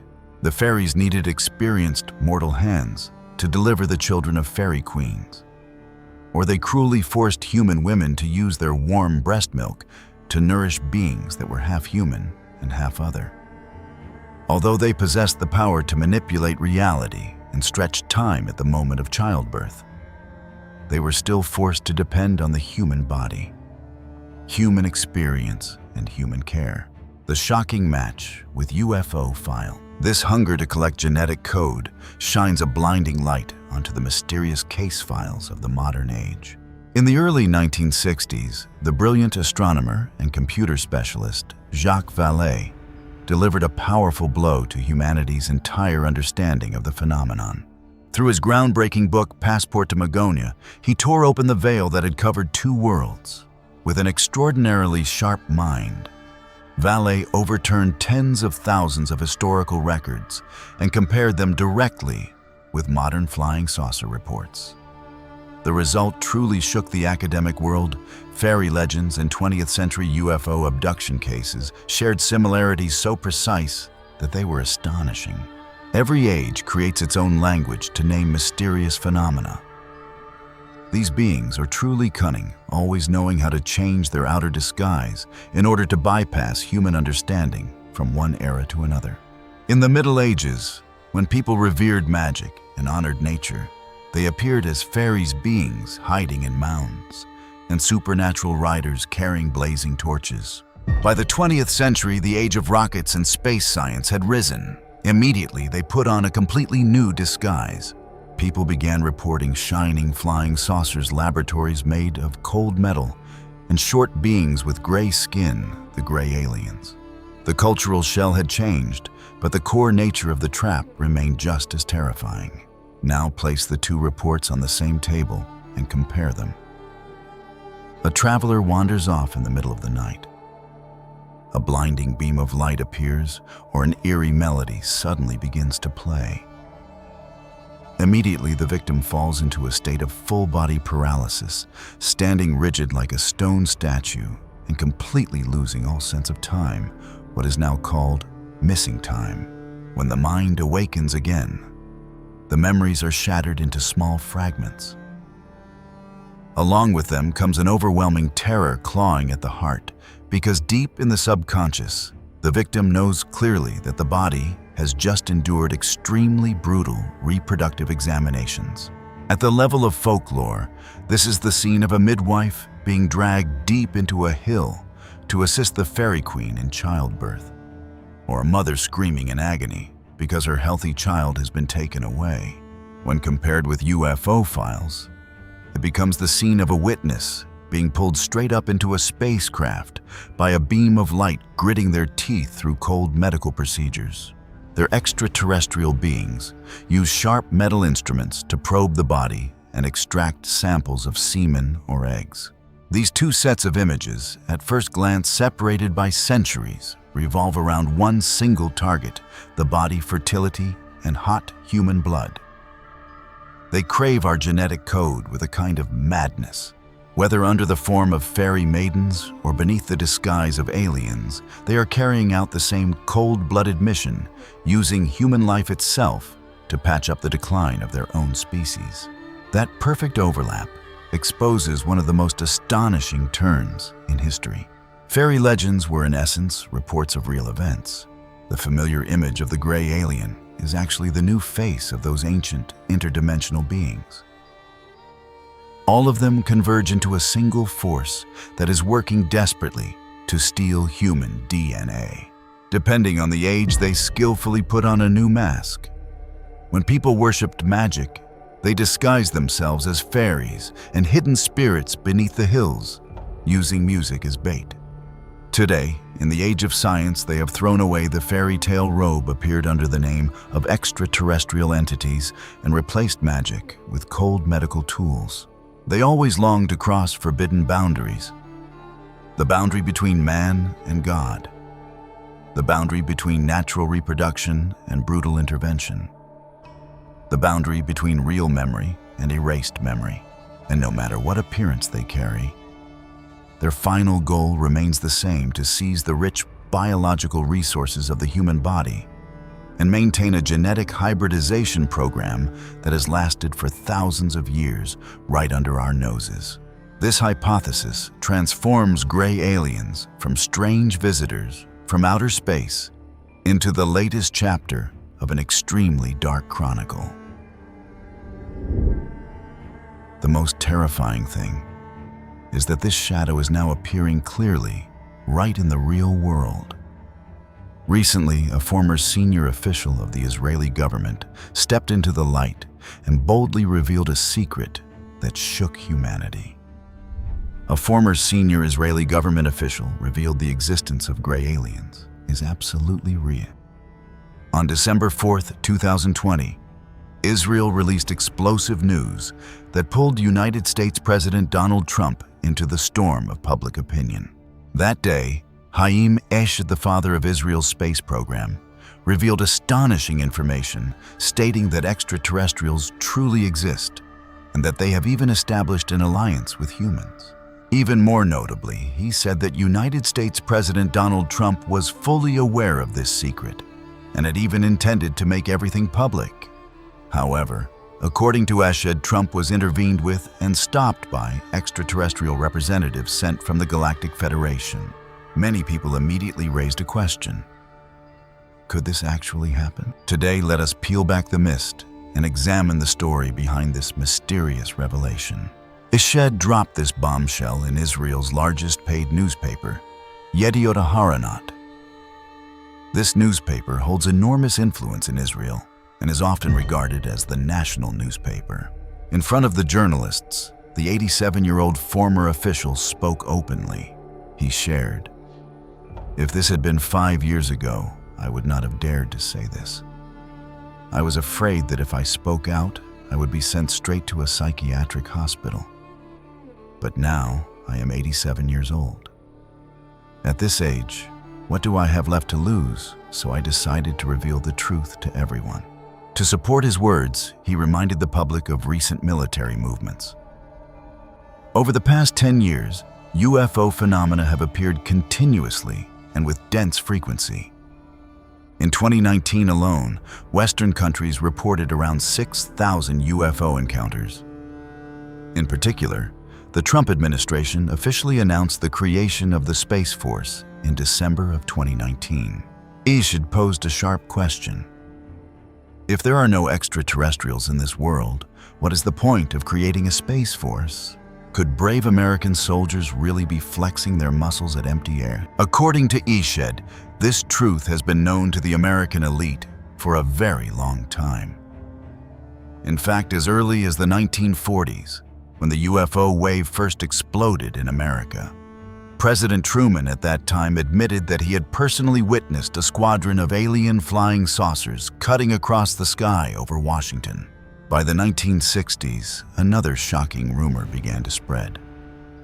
Wright-Patterson Air Force Base in Ohio was hiding wreckage from flying saucers and even the bodies of extraterrestrials, all carefully stored inside hangar number 18. Eshed stated that this was 100% true because President Nixon himself had once personally taken his close friend comedian Jackie Gleason into the base to see the alien bodies with his own eyes. In addition, Laura Magdalene Eisenhower, the granddaughter of former President Eisenhower, also publicly confirmed that her grandfather had signed a historic agreement with extraterrestrials, agreeing to jointly build a secret base at Area 51 in Nevada. This agreement allowed the extraterrestrials to freely conduct experiments on Earth. In exchange, they would transfer certain advanced technologies to the United States, including anti-gravity technology. Surely everyone is familiar with Area 51, right? That is the very place where the United States military is believed to have quietly studied alien spacecraft and carried out reverse engineering technology for decades. Furthermore, extraterrestrials have not merely been watching Earth. They have actually occupied Mars completely. At present, there is a massive base deep beneath the crust of the Red Planet, and American astronauts have secretly cooperated with them there to carry out joint development projects. The United States is not the only country participating in this agreement. At least Russia, Japan, Britain, and China are also maintaining secret cooperative relationships with them.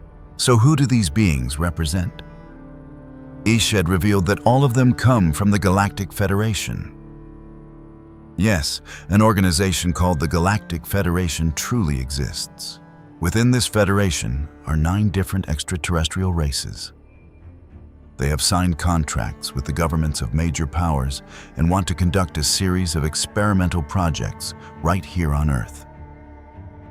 Even the United Nations is fully aware of this and has secretly appointed an ambassador for extraterrestrial affairs, specifically responsible for communicating with extraterrestrials. Even the Roman Church is aware of their presence, and the Church has even stated that if extraterrestrials wish to convert, it would be very willing to baptize them. But the question is, what exactly are the extraterrestrials' experiments? Could their experiments harm humanity? The extraterrestrial experiments on Earth. In answering this question, Eshed cited the explanation given by the extraterrestrials. They said, "Although our technology is far more advanced than yours, this vast universe is still a land full of mysteries to us. We are exploring it, and we want to understand the entire structure of the universe." They see Earth as an extremely special existence.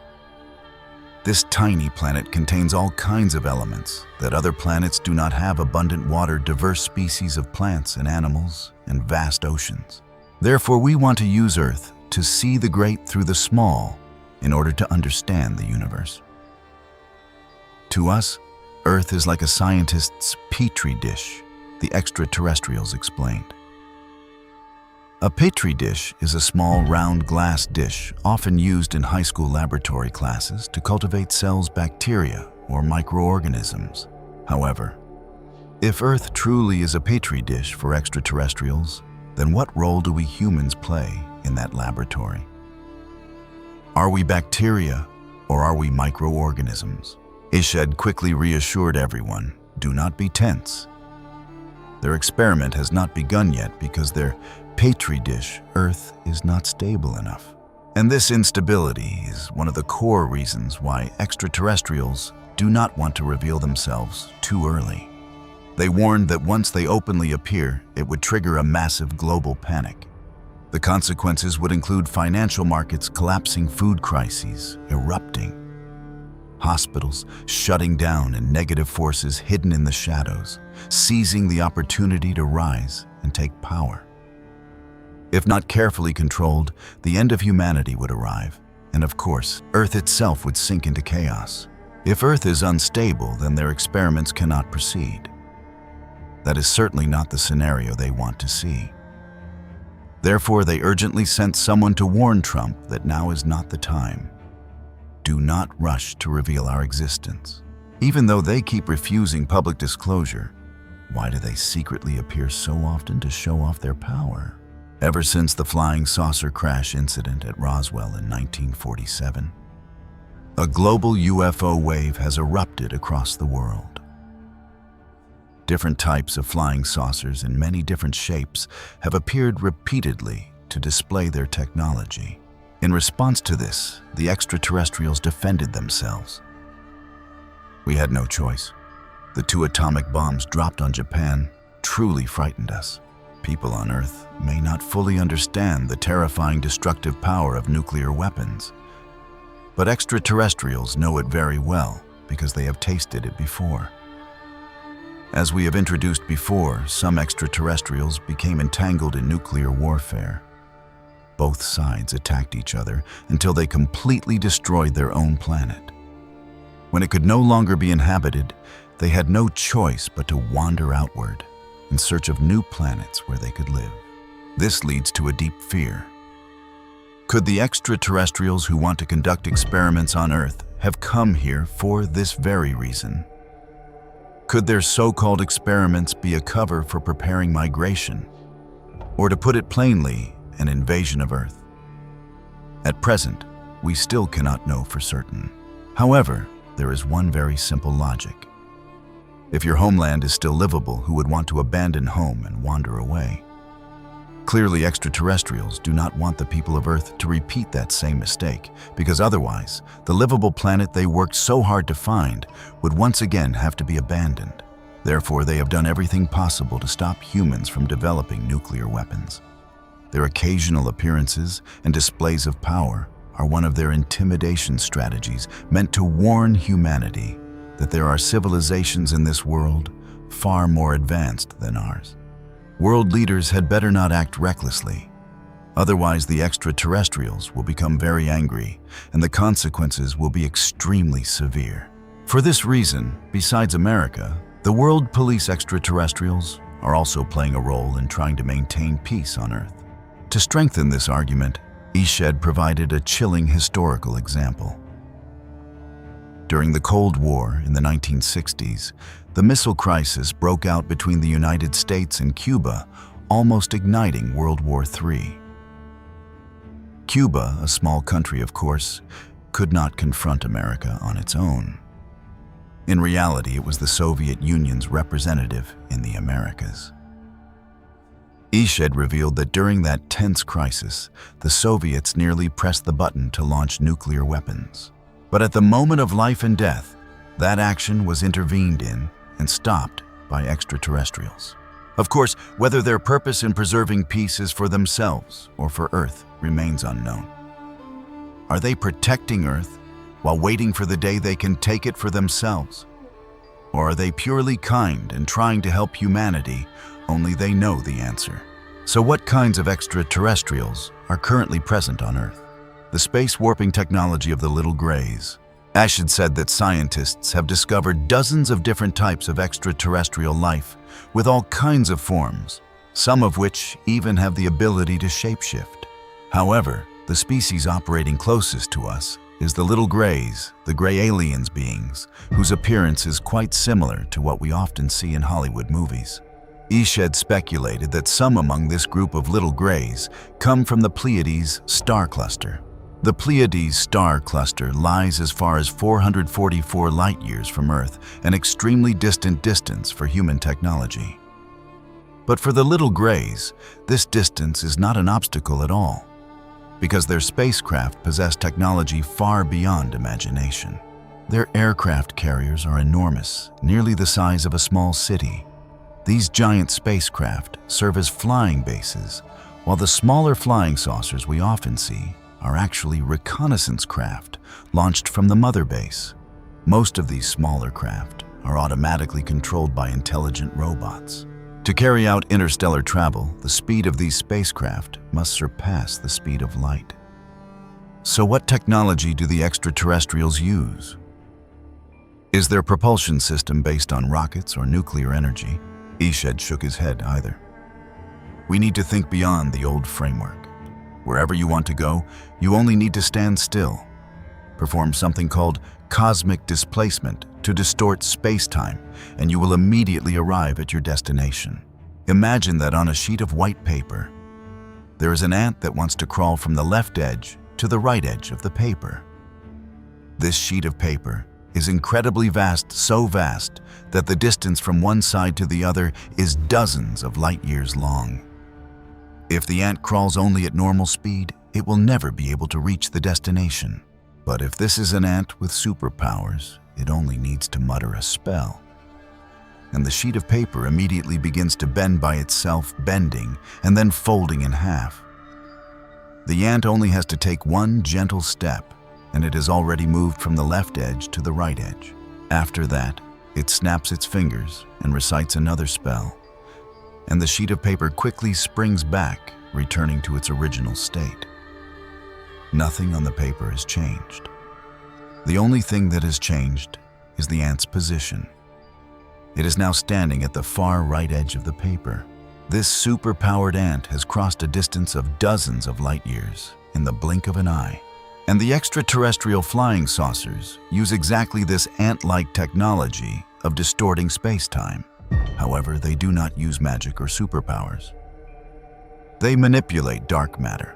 For us humans, dark matter is something we cannot touch and cannot see. Yet it truly exists and makes up 25% of the universe. If you know how to exploit and control it, you can distort space-time and instantly leap to other galaxies. You can even use dark matter to create a microscopic black hole in order to achieve your goal. These technologies sound exactly like science fiction, but they are already very close to reality, and at the very least, extraterrestrials have fully mastered them. They believe that this universe is built upon strict mathematical models. As long as they can decode the structure of the universe, they can use technology to control everything. Because of this mindset, they do not believe in the divine, nor do they have spiritual faith. But in this vast universe, there remains one miraculous thing they will never be able to decode: human consciousness. Eshed explained that everything is made of energy, and we humans are the same. Even when we die, we do not truly disappear. We simply transform into another form of energy, the energy of consciousness. Consciousness is immortal. It will reconnect with the common network of the universe, preserving your entire personality and every experience you have gone through in this life. In truth, the core element that forms the structure of the universe is not dry mathematical models, but our consciousness. Eshed knows very well that biologists will laugh at this and consider it nonsense, but he strongly believes in it, and the great scientist Stephen Hawking also understood this point very deeply. At this point, Eshed's interview came to an end. It feels a little unsatisfying, doesn't it? What exactly are the extraterrestrials' experiments on Earth? Do they harm humanity? What advanced technologies have the Americans stolen from them? What exactly are the secret cooperative projects on Mars doing? Eshed refused to answer all of these difficult questions. As the man who led Israel's space program for more than 30 years, Eshed understands too well the life and death limits of this game, what can be said, and what must absolutely be carried to the grave. In fact, this is the only interview Eshed has given in recent years. Since that day, he has completely vanished from the media. This frightening silence has, on the contrary, only fueled the public's curiosity even more. Do extraterrestrials truly exist? After all, former President Trump was directly named, wasn't he? Immediately, a reporter from NBC took this question to the White House to verify it. In response, the White House said it had no comment. So how did the Pentagon under the Department of Defense respond? Simply with 4 cold words: no comment. Under overwhelming pressure, NASA had no choice but to step forward and smooth things over. A NASA spokesperson cleverly used the strategy of soft deflection. Although we have not yet found signs of extraterrestrial life, NASA is continuously exploring the solar system and beyond to help us answer fundamental questions, including whether we are the only life in the universe. How should this answer be interpreted? Very simply, the hidden message is, we are not denying the existence of extraterrestrials. Even more, the head of the Israel Space Agency at the time, Isaac Ben Israel, also spoke up to defend Eshed. He commented that although the old man's presentation was somewhat exaggerated, his seriousness could not be questioned, and his leadership status in the aerospace field remained an unshakable monument. So do extraterrestrials exist or not? Ben Israel concluded, over the past decade, serious scientists have fully accepted the idea of extraterrestrial existence. I also believe this possibility is very high. You see it now, don't you? Don't you? Whether it is the United States government or the Israeli government, no one dares to publicly deny the rumor, and no one dares to criticize Eshed as a liar. In other words, all of them are silently acknowledging one terrifying truth. Extraterrestrials truly are present. In fact, since returning to office, Trump has repeatedly called for and promised to declassify the truth about UFOs. But each time it has only been thunder without rain, leaving the public curious to the point of frustration. Could it really be just as Eshed said, that extraterrestrials and the United States government are still bargaining and have not yet finished negotiating? So they are still not ready to appear publicly, all right? If the government has decided to remain silent, then we will search for the truth ourselves. And do not underestimate the power of the crowd. Skilled internet users have indeed dug up hard evidence. There are images, and there is truth. And the craziest thing is that this evidence lies right on the declassified website of the world's largest intelligence organization, the CIA. Let us turn the clock back to the 1970s and 1980s. Across the world, there was a wave of obsession with special abilities. The two superpowers at the time, the United States and the Soviet Union, secretly poured mountains of money into studying people with supernatural abilities. The CIA established a top-secret project called Project Stargate, dedicated to gathering people with paranormal abilities and conducting wild experiments such as invisibility, remote viewing, and mind reading. These experiments produced results that were unbelievably strange, and some even claimed they had used the mind to clearly see an extraterrestrial base on the moon. Over a long period of time, the CIA has followed a practice of declassifying and publicly releasing certain top-secret documents whose protection periods have expired onto its official website, including some chilling experimental reports from the old Project Stargate. What internet users uncovered was a declassified remote viewing experiment report released in the year 2000. The date of the experiment was January 13th, 1988. The person conducting the experiment carried the code name Mr. He received a strange instruction: use psychic ability to view the Galactic Federation headquarters. After MR entered a hypnotic state and activated his remote viewing ability, he reported that he was floating in the air, looking down from a height of 1 mile, surrounded by a dark and empty space that felt deeply unsettling. Then his vision lowered, and he saw a giant mountain with sheer cliffs. This mountain stood on a flat plateau, and at the foot of the mountain was a beautiful blue lake surrounded by a vast meadow. MR said that this scene gave him a very familiar feeling, immediately reminding him of Lake Titicaca in the country of Peru. Next, he saw a mysterious circular structure. Outside the structure, brilliant columns of light shone dazzlingly, but inside there was a dark and cold atmosphere. The very next second, MR saw that his consciousness had penetrated into the building.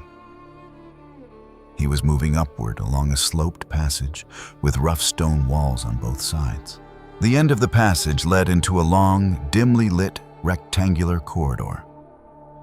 This corridor ran along a steep incline with a high ceiling and 4 smooth, flat walls. MR described the corridor as giving him the same suffocating feeling as being inside the pyramids of Egypt. If you have ever had the chance to squeeze through the narrow entrance of a pyramid, perhaps you can imagine that chilling sensation. At the end of the corridor opened a tremendously large room. The ceiling was built in a soaring dome shape. The room carried a sacred and solemn atmosphere, just like a place of worship or ritual belonging to some ancient religion. Most notably, in the center of the room, stood a large stone platform. Its surface had been polished to an extremely smooth shine, giving the impression of a sacrificial altar. A group of people wearing white robes stood around the stone platform, forming a semicircle. The light in the room was extremely dim, and all of them were lowering their heads, staring intently at the stone platform. Amid that mysterious scene, MR suddenly felt a surge of familiarity, as though he had once been present in that place before, as though this was a forgotten memory of his own. Immediately afterward, things became horrifying when he saw himself climb onto the stone platform and lie down. At once, from head to toe, he was wrapped in a blinding white light. One person in a white robe separated from the group and slowly walked toward him. That figure slowly extended a hand and placed an ice-cold palm on MR's abdomen.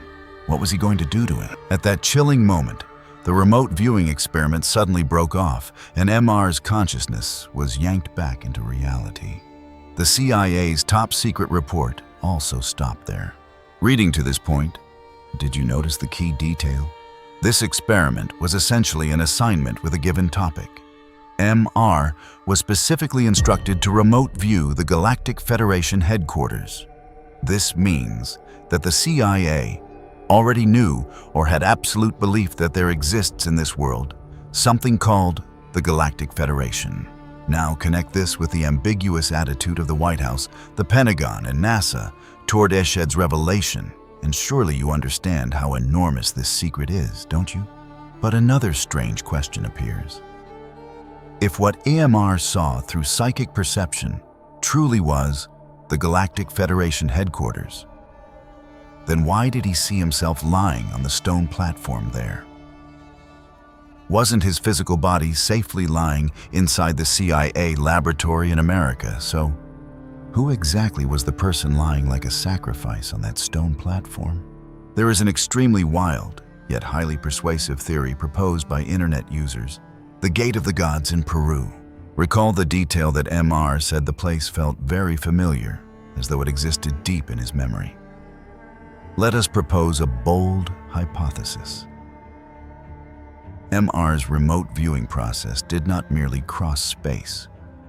It also pierced through time, bringing his consciousness back to a past life. It is very possible that in a distant age, Earth also once possessed a super civilization. And this brilliant civilization was also an official member of the Galactic Federation. In that lifetime, MR represented Earth and attended a meeting at the Federation headquarters. So where was that headquarters located on the surface of the Earth? Is it possible that it stood right beside Lake Titicaca in Peru, exactly as MR intuitively felt? It should be known that Lake Titicaca is the highest large freshwater lake in the world. For thousands of years, it nourished many ancient Inca civilizations and has always been regarded as a sacred lake by the indigenous people. About 35 kilometers from the shore of the lake, in the desolate mountain region of Hayumarca, there is a mysterious giant stone gate carved directly into the cliff face, standing 7 meters tall. Local people for generations have respectfully called it the Gate of the Gods. Near this stone gate once existed traces of an ancient temple. Local legend insists that the priests who governed the temple were not mortals. They came from another world in the depths of the universe and entered Earth through this very stone gate. If the scenes MR saw were truly fragments of a past life memory, then is it possible that during that golden age, the headquarters of the Galactic Federation was located right here on Earth, beside beautiful Lake Titicaca? And when representatives needed to hold meetings, did they use this stone gate as a wormhole to instantly travel between the stars? Do you think this sounds too far-fetched, like the script of a science fiction movie? Then if it were you, how would you explain the CIA's top-secret report? And if they truly are present on Earth, then in the end, are they friends or enemies of humanity? These haunting questions lead us back through time, returning to the moment when the first secret agreements were established. Let us open the darkest file of all. the high-level contact between United States President Dwight D. Eisenhower and extraterrestrials in 1954. Everything began on May 21, 1953, about 8 miles or roughly 13 kilometers northeast of Kingman Airport in Arizona, United States, when a flying saucer crashed. The United States military quickly took action, sending a team of around 40 scientists to the crash site to investigate. According to witnesses, the flying saucer trapped in the sand was 30 feet wide and 3.5 feet tall. It looked like a metallic structure, and under the military lights, it appeared silver like aluminum. The craft was oval-shaped and had windows. Dennett wrote in the book that the flying saucer was soon transported either to Area 51 Air Force Base in Nevada or to Wright-Patterson Air Force Base in Ohio. Engineer Arthur Stansel, one of the scientists who helped with the recovery, took measurements and studied the crash site. He reached a shocking conclusion. The flying saucer had been traveling at 1,200 miles per hour, meaning it hit the ground at 1,931 kilometers per hour. Yet strangely, it was not damaged. It was absolutely not made by humans. Metallurgist Leonard Stringfield, who was also present at the scene, spent 2 days analyzing the technology and materials. He reached the same conclusion: this object was not manufactured on Earth. Even more astonishing, the military also discovered little grays inside the flying saucer. Stringfield said that beside the craft, there was a tent guarded by military police, and he personally saw a small gray extraterrestrial wearing a silver suit lying inside. It was about 1.2 meters tall. Dennett wrote in the book that according to several witness accounts, between 2 and 4 little grays were found inside the craft. And Bill Uhouse, the retired aerospace engineer we mentioned earlier, said that some of the little grays were badly injured and died, while 2 survived. One of them was J-Rod, who was sent to the S-4 base at Area 51. In 1953, the United States military had no effective way to communicate with the little gray, or a series of symbols was shown to it in order to test its reactions. Some symbols looked like letters, while others were geometric shapes. The first symbol the little gray pointed to looked like the letter J. The other was an inertial rod that looked like a pole. Because of this, people called it J-Rod. The little gray, known as J-Rod, was in charge of the flying saucer simulation project. It lived alone on the 5th floor of the S-4 base, where a sterile hemispherical chamber had been prepared for it. The air inside was a mixture of nitrogen and oxygen, with 5% hydrogen. One could say this was a simulated living environment, designed to be as comfortable as possible for J-Rod. Among all the whistleblowers, the person closest to J-Rod was the microbiologist Dan Burish, whom we mentioned earlier. His task was to enter this sterile sphere and assist in the medical treatment of J-Rod. Because J-Rod was suffering from a neurological illness caused by a genetic defect, it needed to be injected with a special substance using a PINS injection gun.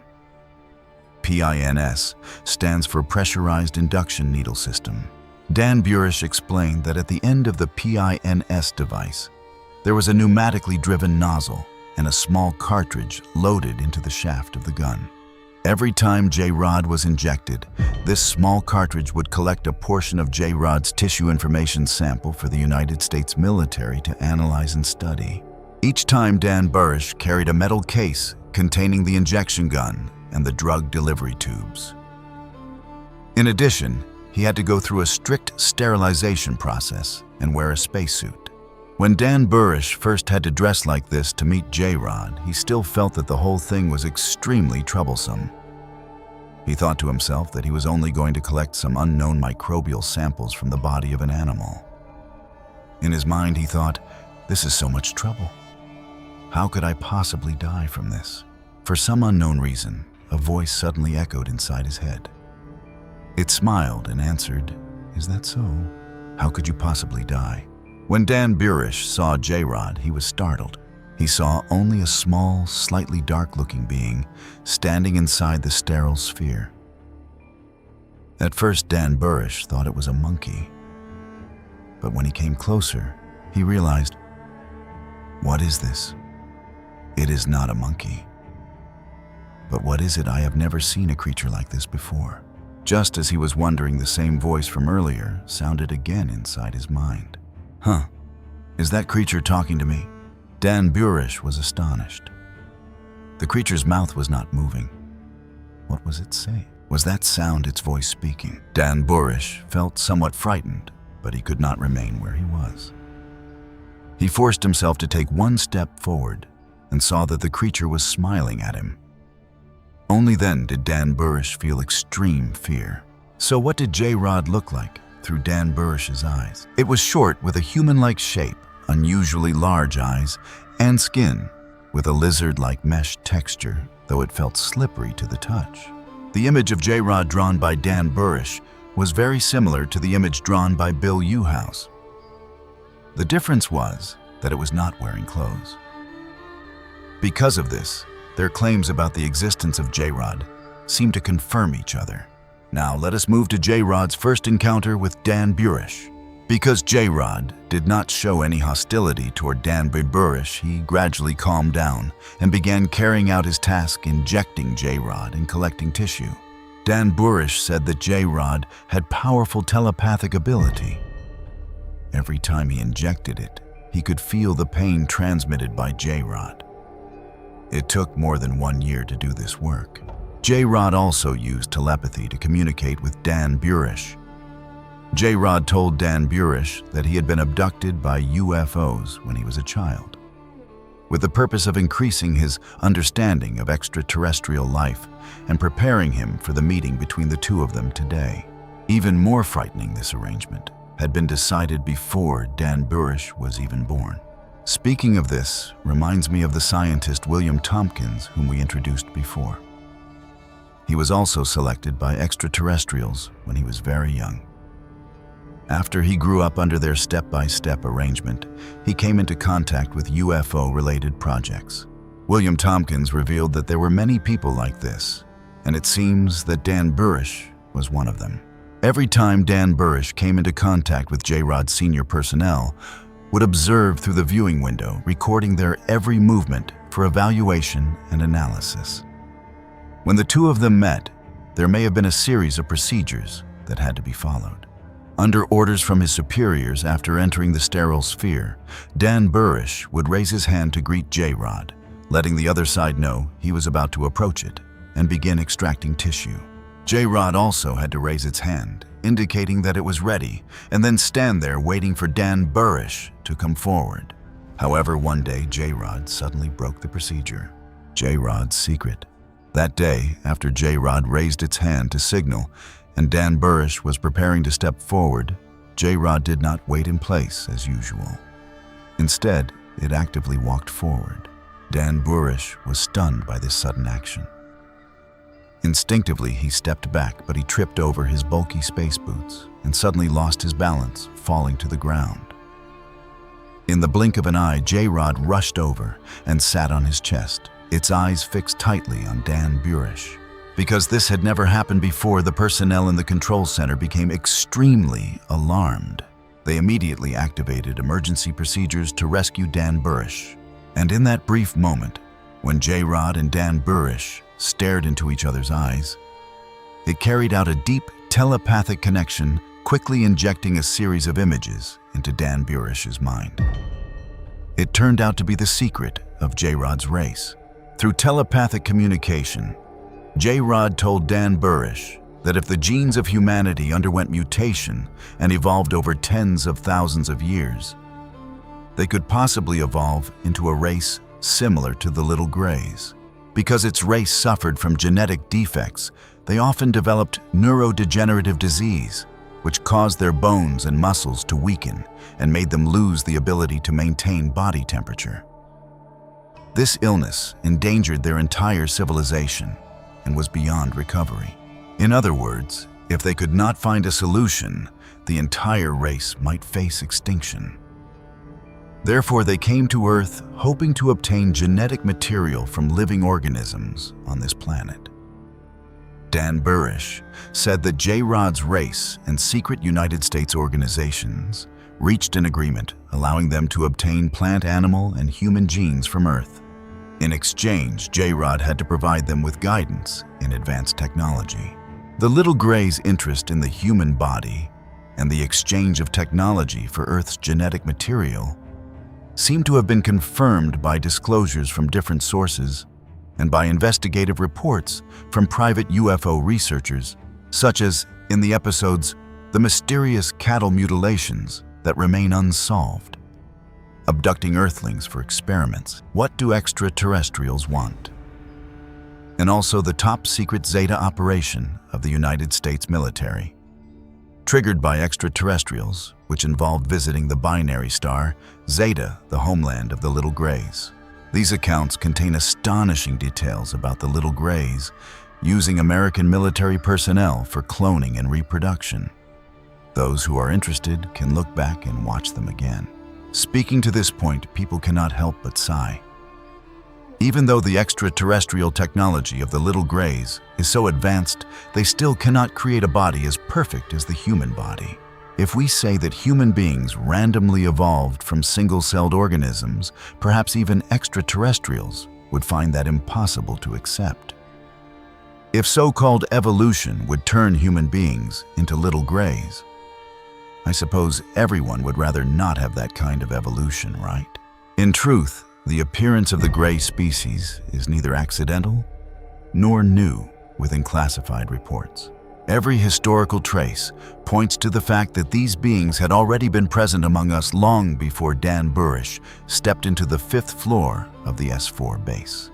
The existence of gray aliens was already an obvious truth, confirmed by the most powerful figures on the planet more than half a century ago. More specifically, President Dwight Eisenhower himself became the first person in United States history to make direct contact with them in 1954, laying the foundation for the entire dark path of cooperation that humanity has had to face, even to this day. The mystery of President Eisenhower's first contact with extraterrestrials in 1954. There are rumors that in 1954, United States President Dwight Eisenhower had his first meeting with extraterrestrials beings with the features of the Nordic race.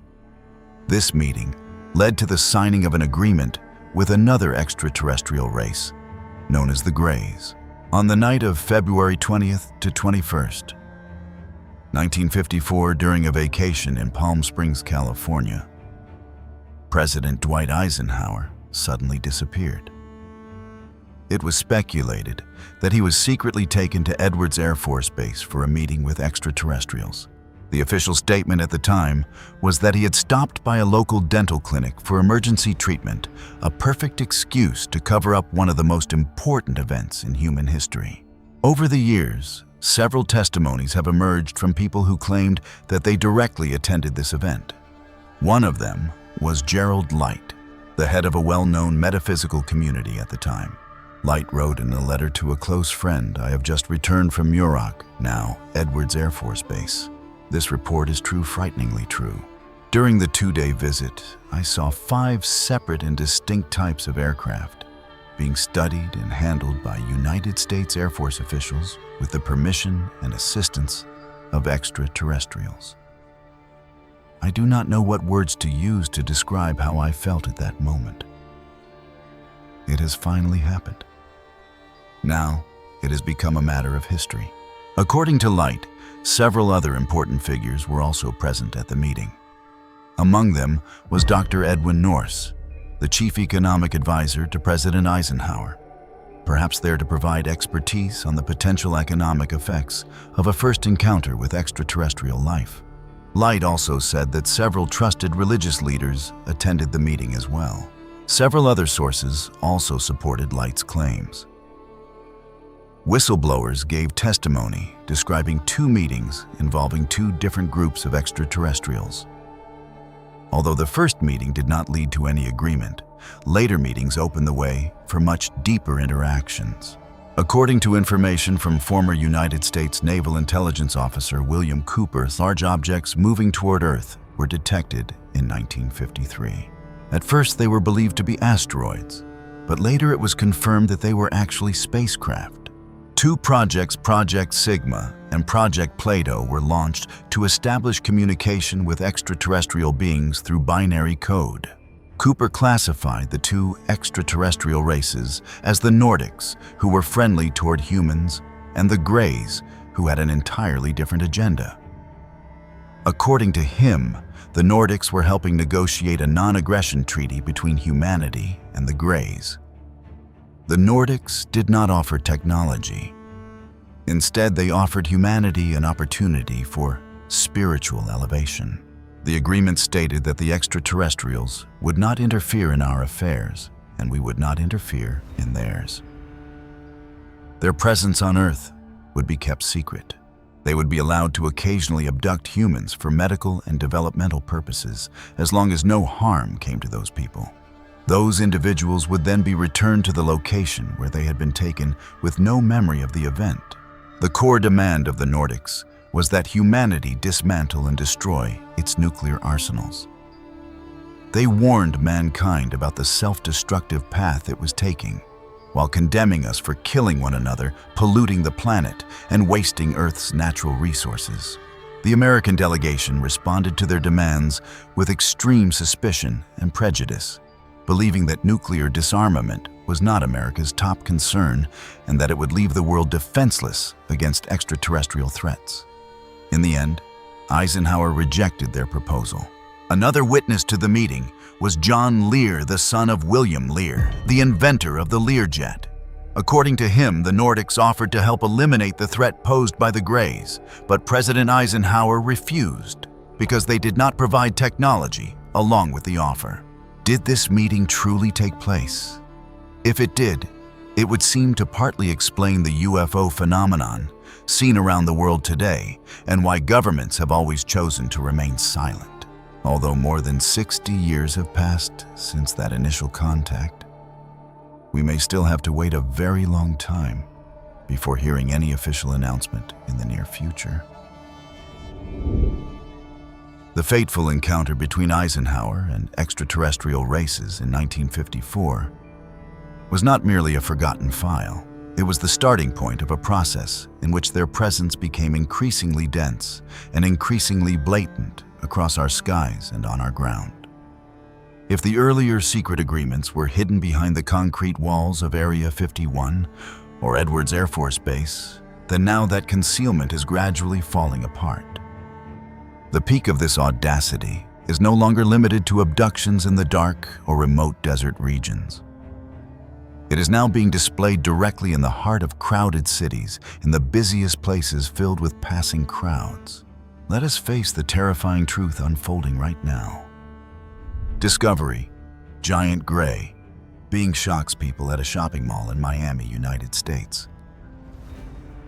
The disturbing event at Bayside Marketplace in Miami, Florida, took place on the night of January 1, 2024.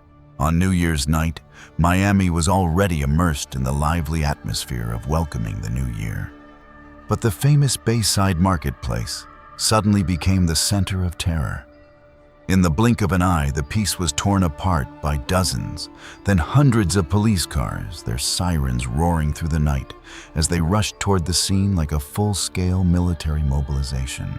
Videos recorded from above showed an extremely tense scene, black military helicopters circling continuously in the sky, their searchlights aimed straight down at the ground. Local residents were stunned because they had never witnessed a scene where at least 60 police cars, and according to many witnesses, even hundreds, gathered at one location just to handle a fight. Miami police quickly issued an official statement they had arrived to suppress nearly 50 teenagers who were setting off fireworks and causing disorder. But could a case of kids playing with fireworks really justify mobilizing the entire security force and air support of a major city? The official answer did not convince internet users at all. A wave of suspicion surged when blurry images appeared on social media showing beings around 3 meters tall, or about 10 feet walking among the police cars. These beings seemed to possess an astonishing ability to shift and distort their appearance. At times they looked transparent, and at other times they appeared towering and solid, causing the crowd to flee in panic.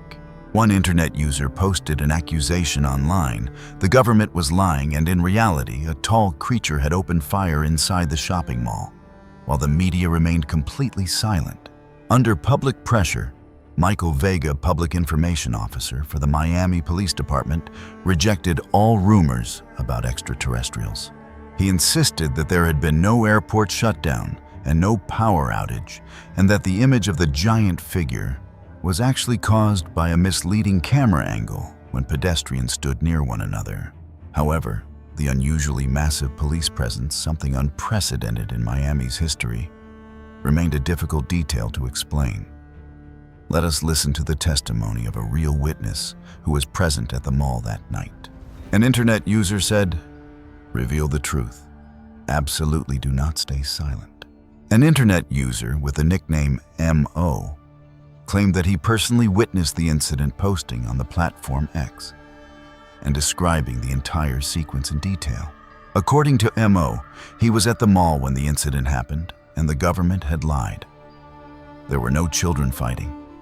People began to panic because these gray beings were walking around everywhere. They did not make any sound or noise at all. They only stared at you and watched you move. They were about 6 to 7 feet tall and walked very slowly.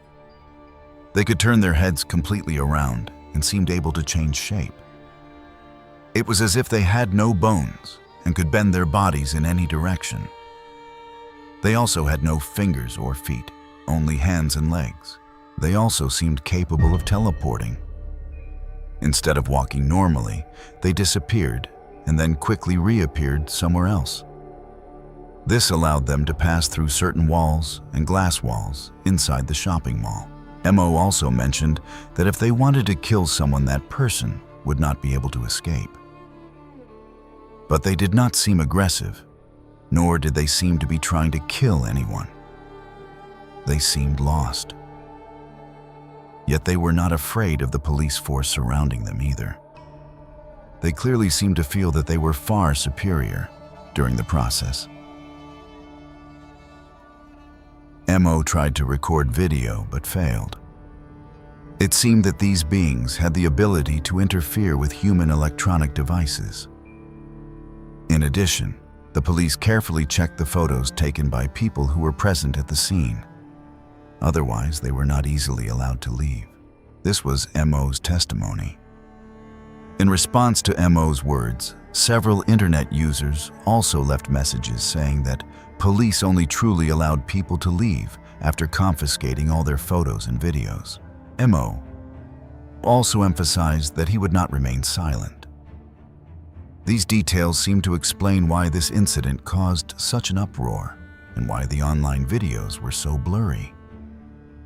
Although officials stepped forward to deny the rumors, there was no video from inside the shopping mall. Some internet users uploaded a video said to have been recorded by a dashboard camera at the scene. In the video, one can also see that the subject was extremely tall. However, some internet users believe that the actions of officials diverted public attention away from the leaked Epstein list. Below is another witness who posted his experience that day on TikTok. He said, "We happened to be inside the shopping mall and began hearing noise outside. I definitely heard gunshots, or maybe it was fireworks." He continued, "Because I am not very familiar with Miami, I could not be sure what that sound was. I noticed that people started running away like crazy. I did not want to ask why. I only wanted to follow the crowd and escape as quickly as possible. Then the gunshots started ringing out. I turned around and looked back. I am absolutely not exaggerating. It was a very large shadow. It had a physical form, but it also had a huge shadow. It seemed to be moving toward us as if it were chasing us. It disappeared for a while, and then appeared again. After it appeared, it was closer to us, and then I heard even more gunshots. It seemed like the police were shooting at that thing. Are the police truly hiding some secret? We will not know until more of the truth is revealed. Perhaps as internet user MO said, if you believe this was only a fight, then that is far too naive. In fact, in previous episodes, we also introduced that there are many types of extraterrestrials, including Martians, Venusians, Lyrians, vegans, Umo beings, Pleiadians, and so on. The late American geological engineer Phil Schneider once said that extraterrestrials from different planets look very different, but all of them possess advanced technologies far beyond human beings. There is information revealing that American military meteorologist Charles Hall once took a tall white extraterrestrial to visit the city of Las Vegas. This time the giant gray had no one guiding it and went wandering around the Miami shopping mall by itself. That is why such a major incident occurred. That is what people say, but the Miami police will never admit it. Unidentified flying objects in the sky over Miami. A few days after the extraterrestrial incident at the Miami shopping mall in the United States, many internet users recorded videos of UFOs in the sky over Miami. In the background of a video filmed on the rooftop of a certain building, someone can be heard saying that this is different from what you usually see. If there were an airport there, you would normally see lights, but there is no airport here. There is only a cloud, while there are no clouds in other places. And this cloud seems motionless. Let us look at the second video. The second video is said to have been filmed in South Miami. You can see that this UFO has fire at its tail, and we can see it continuing to descend, then splitting into multiple UFOs, looking like fireworks. This was also a UFO phenomenon captured by internet users near Miami. Now let us look at the third video, which is also a UFO recorded near Miami. We can see a giant orange glowing object hidden within the clouds. Then it passes through the clouds and slowly flies out, moving upward at a slow pace. You see how it operates. This is insane. It looks as if it is on fire. They literally punched a hole in the front. They do not look normal, the photographer wrote in the caption. After the extraterrestrial incident broke out at the Miami shopping mall, a large number of images of UFOs and even extraterrestrials spread across the internet. The popularity of the Miami extraterrestrial incident once occupied the top 10 hottest searches on X. Why hide the existence of extraterrestrials? Many people have long paid attention to these two questions. Do extraterrestrials exist? And secondly, why would governments need to hide the existence of extraterrestrials? There are countless planets in the universe. From a statistical point of view, this outcome is inevitable, meaning the probability of extraterrestrial life existing is extremely high. When scientists search for life beyond Earth, they search based on the living conditions of organisms on Earth, and they are limited by the scientific understanding of human society. But does life in this universe necessarily have to resemble organisms on Earth? Does it definitely need oxygen? Perhaps the existence of extraterrestrial life lies beyond our understanding.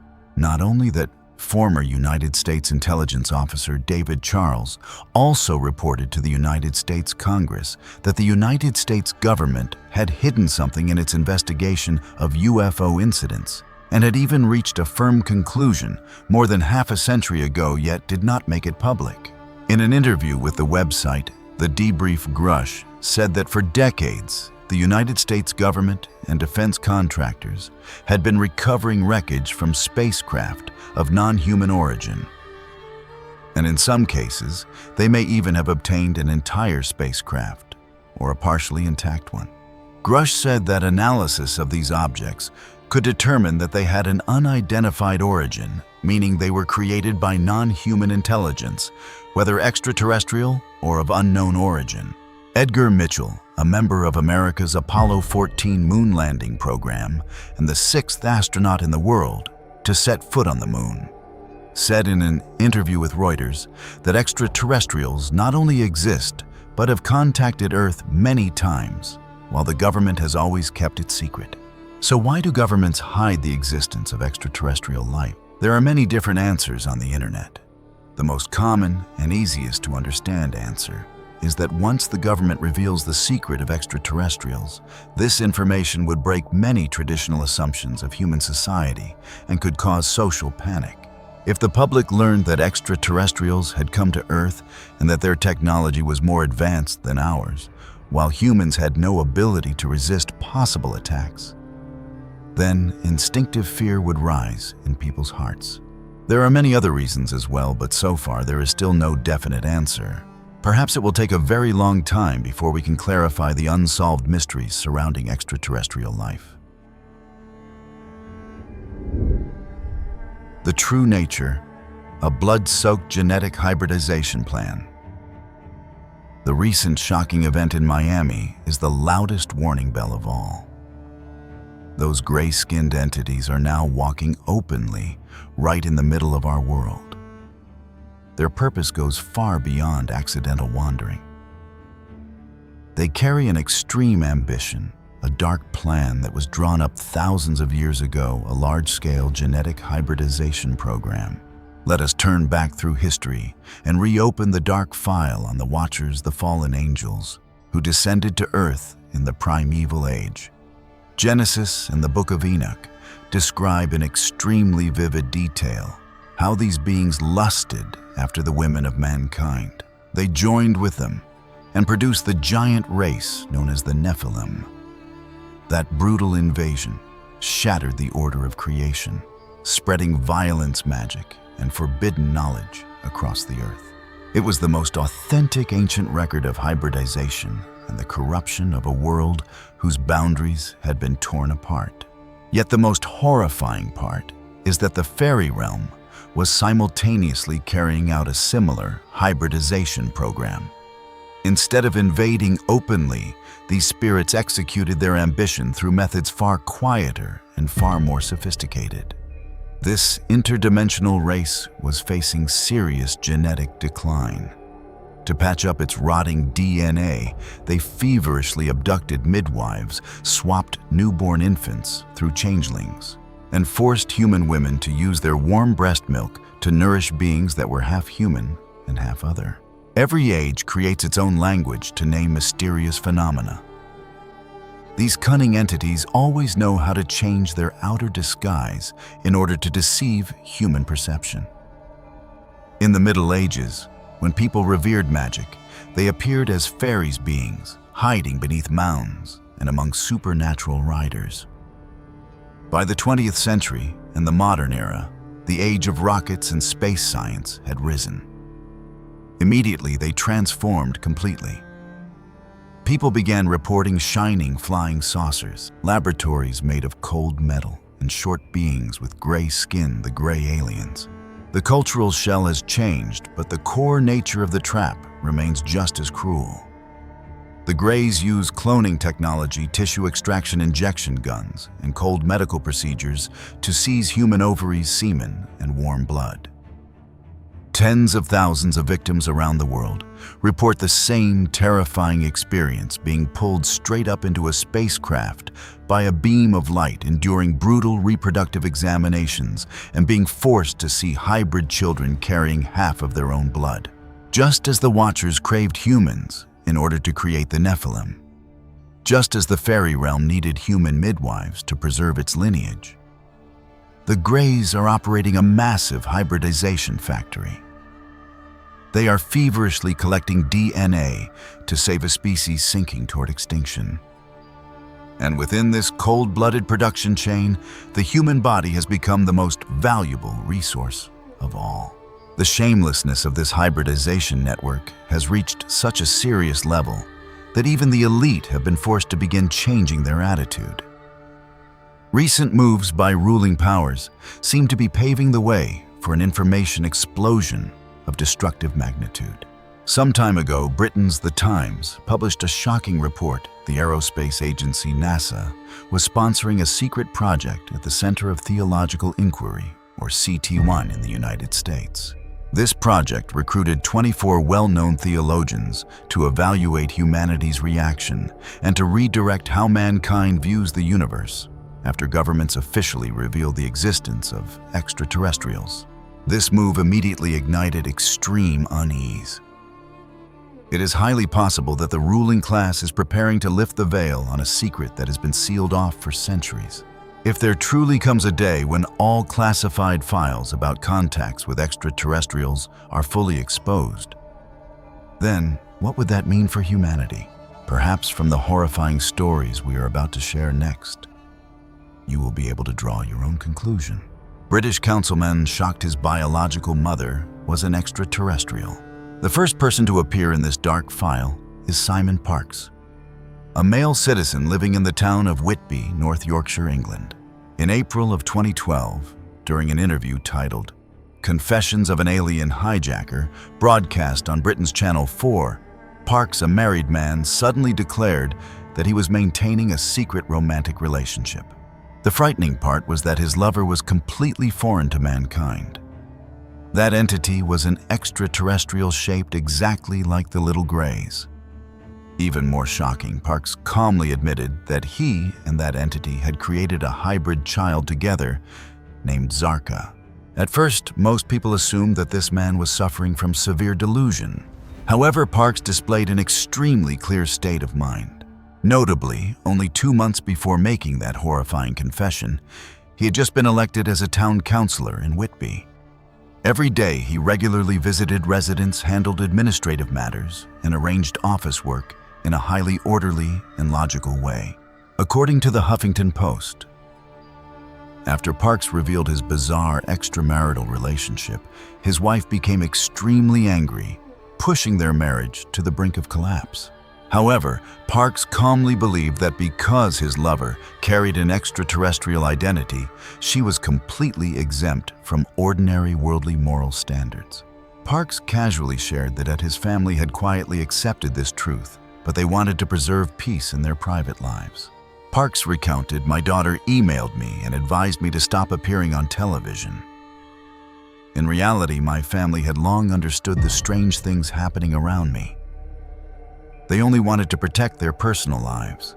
So what exactly were those strange things?" The file must be turned back to his childhood. Parkes' mother worked for the British security service MI5 from 1965 to 1979. Although she was under the management of British intelligence, she was in fact an operative working jointly for the United States National Security Agency, the NSA. Her task was to collect and classify all documents related to the technology of crashed unidentified flying objects, or UFOs. However, Parkes made a statement that sent chills down people's spines. The biological mother who raised him was actually a green-skinned extraterrestrial, standing up to 2.74 meters tall and having only 8 fingers. Parkes recalled a terrifying moment when he was only 6 months old. As he lay in his crib, he discovered an extraterrestrial entity standing beside the bed, touching him with green fingers, each hand having only 4 fingers. At that moment, his subconscious spoke.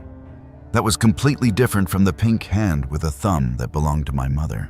Parkes insisted that the moment he looked directly into the face of that entity, it used its eyes to pierce through his mind, transmitting a telepathic message straight into his brain.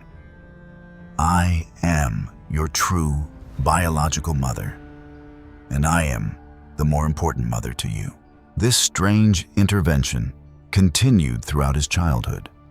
When Parkes was 3 years old, an extraterrestrial standing 2.4 meters tall, disguised as a servant, came to his home to cure his chickenpox while his mother was away. By the time he was 11 years old, that green-skinned biological mother even took him aboard an extraterrestrial spacecraft to experience a flight. At first, Parkes was fiercely attacked by the media. But by 2013, the wind changed completely. The British Ministry of Defence, or MOD, unexpectedly sent Simon Parkes a formal invitation by name to attend a closed-door meeting and led him on a tour of a top-secret British space radar base. This move stunned the entire media world. Why would someone considered delusional be treated with such respect by the military elite?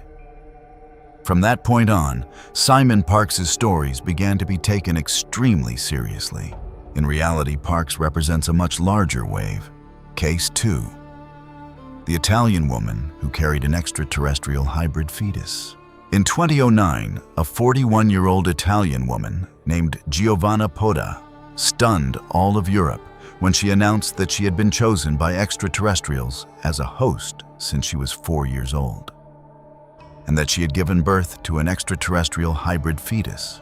She presented a series of sharp pieces of evidence from a film camera. Clear photographs of flying saucers, the blurry figure of an extraterrestrial, and most shocking of all, the image of a terrifying deformed fetus photographed by doctors after an abortion. Italy's Mediaset television network immediately seized the story and broadcast it, shocking the entire country. On television, Poda trembled as she recalled the first time she was taken. "I remember a flying saucer hovering in the air. I completely lost my memory of how I was taken inside. When I woke up, I found myself floating, surrounded by 4 extraterrestrial beings. They used telepathy to command me to stay still. They informed me that they were examining my physiological structure from muscle tissue and internal organs to every blood vessel. After those examinations, a series of scars and strange phosphorescent marks appeared on Poda's body.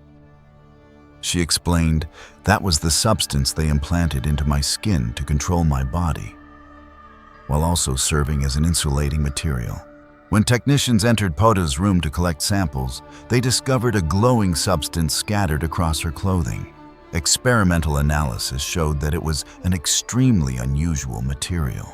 The scientists, deeply confused, concluded the electrons in this material oscillate intensely, producing a huge magnetic field, exactly as if we had placed phosphorus inside a particle accelerator. An ordinary person like Giovanna is completely incapable of making something like this at home. The researchers immediately performed a radioactive scan of Poda's brain, and they were chilled to discover an implanted device deep inside. All current human tools and examination methods were powerless to identify the material of that object. The situation became even more haunting when doctors performed an ultrasound and detected a strong heartbeat inside her uterus. Yet strangely, they could not see the image of the fetus. Because dangerous complications appeared, Poda decided to undergo an abortion. What shocked everyone was that after the surgery, doctors extracted a clearly formed fetus. The entire surgical team froze when they saw the frightening form of the stillborn fetus. It had complete limbs and a body, but its face looked exactly like an extraterrestrial being. The case of Giovanna Poda was only the tip of the iceberg.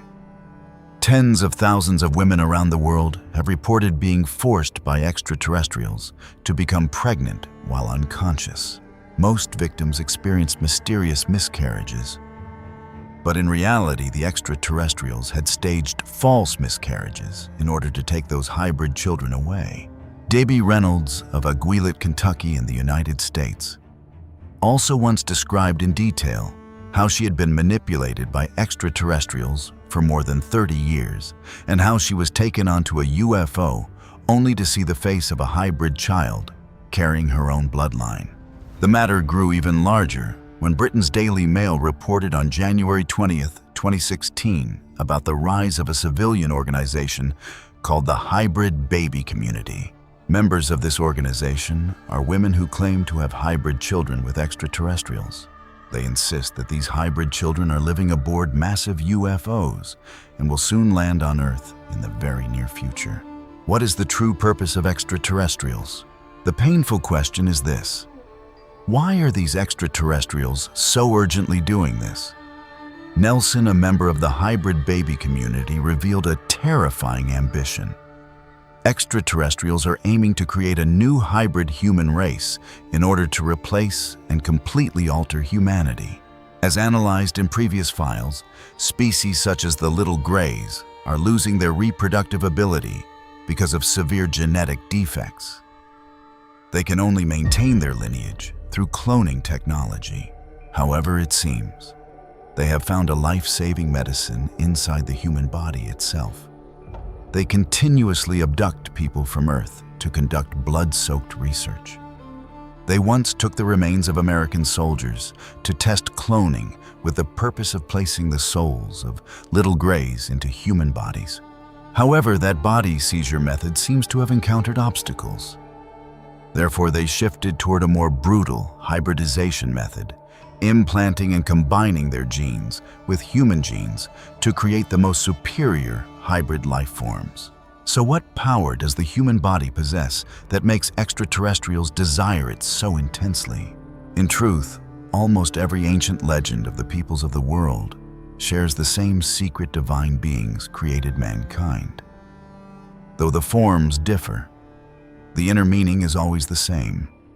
The gods modeled mankind after their own appearance, shaped humanity with divine power, and bestowed souls upon them. For example, in ancient China, Nuwa used yellow earth to mold humans in her own image.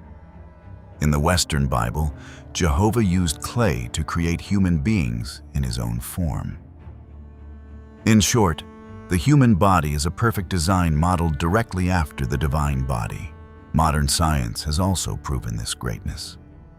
When decoding DNA, scientists were stunned by an enormous amount of information so complex that humanity remains completely unable to fully decipher it, forcing them to marvel that the human body truly is a masterpiece of the Creator. Certainly, with their superior technological foundation, extraterrestrials understand the value of the human body far more deeply than we do. More and more people now believe that Earth is the center of attention in the universe. Powerful organizations such as NASA are urgently preparing humanity psychologically to face the existence of extraterrestrials. Many UFO enthusiasts blindly believe that extraterrestrial beings come with goodwill and want to help humanity ascend. But is the truth really that rosy? With tens of thousands of reports involving brutal abductions, fetal implantation, and blood-soaked DNA sampling, the real picture is far darker. We must always carve deeply into our memory the cold warning given during his lifetime. By the great physicist Stephen Hawking, extraterrestrials carry cruel ambitions, and contact with them could trigger a catastrophe of destructive magnitude for all humanity. The sealed truth why the Church hid the third-generation fallen angels. As this entire dark file comes to a close, a chilling panoramic picture has appeared with terrifying clarity. All the legends of the radiant fairy realm and all the shocking reports of flying saucers from outer space are in truth telling the same blood-soaked story. For thousands of years, the Church and ruling powers used every possible method to seal away the horrifying truth about the third-generation fallen angels. From early on, the Church gained access to ancient parchment scrolls that clearly recorded the origin of the species. They were the remnants of the Great War in heaven, exiled into the borderland between light and darkness. In order to maintain their existence and avoid extinction, they were forced to steal life energy from human beings. Their camouflage became more sophisticated with every age. The elite understood very clearly the dark ambition of these entities, and they chose to cover it up in order to preserve the order of human society and prevent a destructive panic. The seductive beings called green fairies hiding beneath the hills, along with the grays, manipulating cold metallic laboratories, all trace back to one single origin. They are all exiled creatures longing to seize the body's genetic code and souls of mankind in order to patch up their own decline. The silence of the ruling class and those blood-soaked secret agreements have turned human beings into a priceless resource within an extremely brutal cosmic ecosystem. The warning passed down by our ancestors still holds its core value. Every temptation from the supernatural world, whether dressed in the glittering light of magic or the face of advanced technology, comes with a terrible price paid in blood. History has proven that the kiss of a fairy maiden and the beam of light pulling a person into a flying saucer are both the scythe of death. They use the appearance of beauty and civilization to hide their ambition to steal human life. The harshest lesson drawn from thousands of years of history is awakening. Before such a cunning scheme, mankind needs the strongest shield of protection. Our current science and technology are completely weak before their superior powers. The only path to saving the soul is to return to pure spiritual values. Only radiant morality and absolute faith in God and the divine can create the most sacred defensive barrier. The light of faith will cleanse every dark trap and help human beings remain clear-minded before seductive illusions. Always hold firmly to your mind and stand steady on the ground of reality. Every promise of spiritual ascension or technological gifts is a sweet trap. A discerning eye, a kind heart, and deep reverence are the sharpest weapons for defeating their scheme of theft. Because out there, hidden in the deep night of the universe, cold eyes beneath gray skin are still watching silently, waiting to harvest their next catch. Only the power of the divine and the light of steadfast faith are strong enough to drive back the lurking darkness, protecting our souls in peace as we pass through these dangerous days. Thank you for courageously accompanying us all the way to the end of this dark file. The journey to decode the sealed truth about the fairy race and the third-generation fallen angels has now come to a close, but its echoes will surely continue to claw at our minds for a long time. Through every minute of this story, we have stripped away every radiant mask of the supernatural world in order to look straight into the cold eyes of interdimensional predators. In this vast universe filled with traps, human life, and the human soul are the most precious treasures of all, always watched by dark forces. And as we have concluded, steadfast faith, deep reverence, and a kind heart are the brightest lighthouse guiding us safely through every storm of the dark world. Leave your thoughts in the comments below. What do you think about this hybridization conspiracy? Do you believe the top secret files that have just been revealed? Share this video with the friends you cherish so that together we can kindle the light of awakening. Remember to subscribe to the channel and turn on the notification bell. We will soon return with investigations even more shocking and haunting. Tonight, when the mist descends and darkness gathers around you, keep the light in your room burning bright and keep the flame of faith in your heart blazing strong. Because those gray eyes out there are always lurking nearby silently, watching every step of those who have lost their way. Goodbye for now, and we will see you again on the next journey.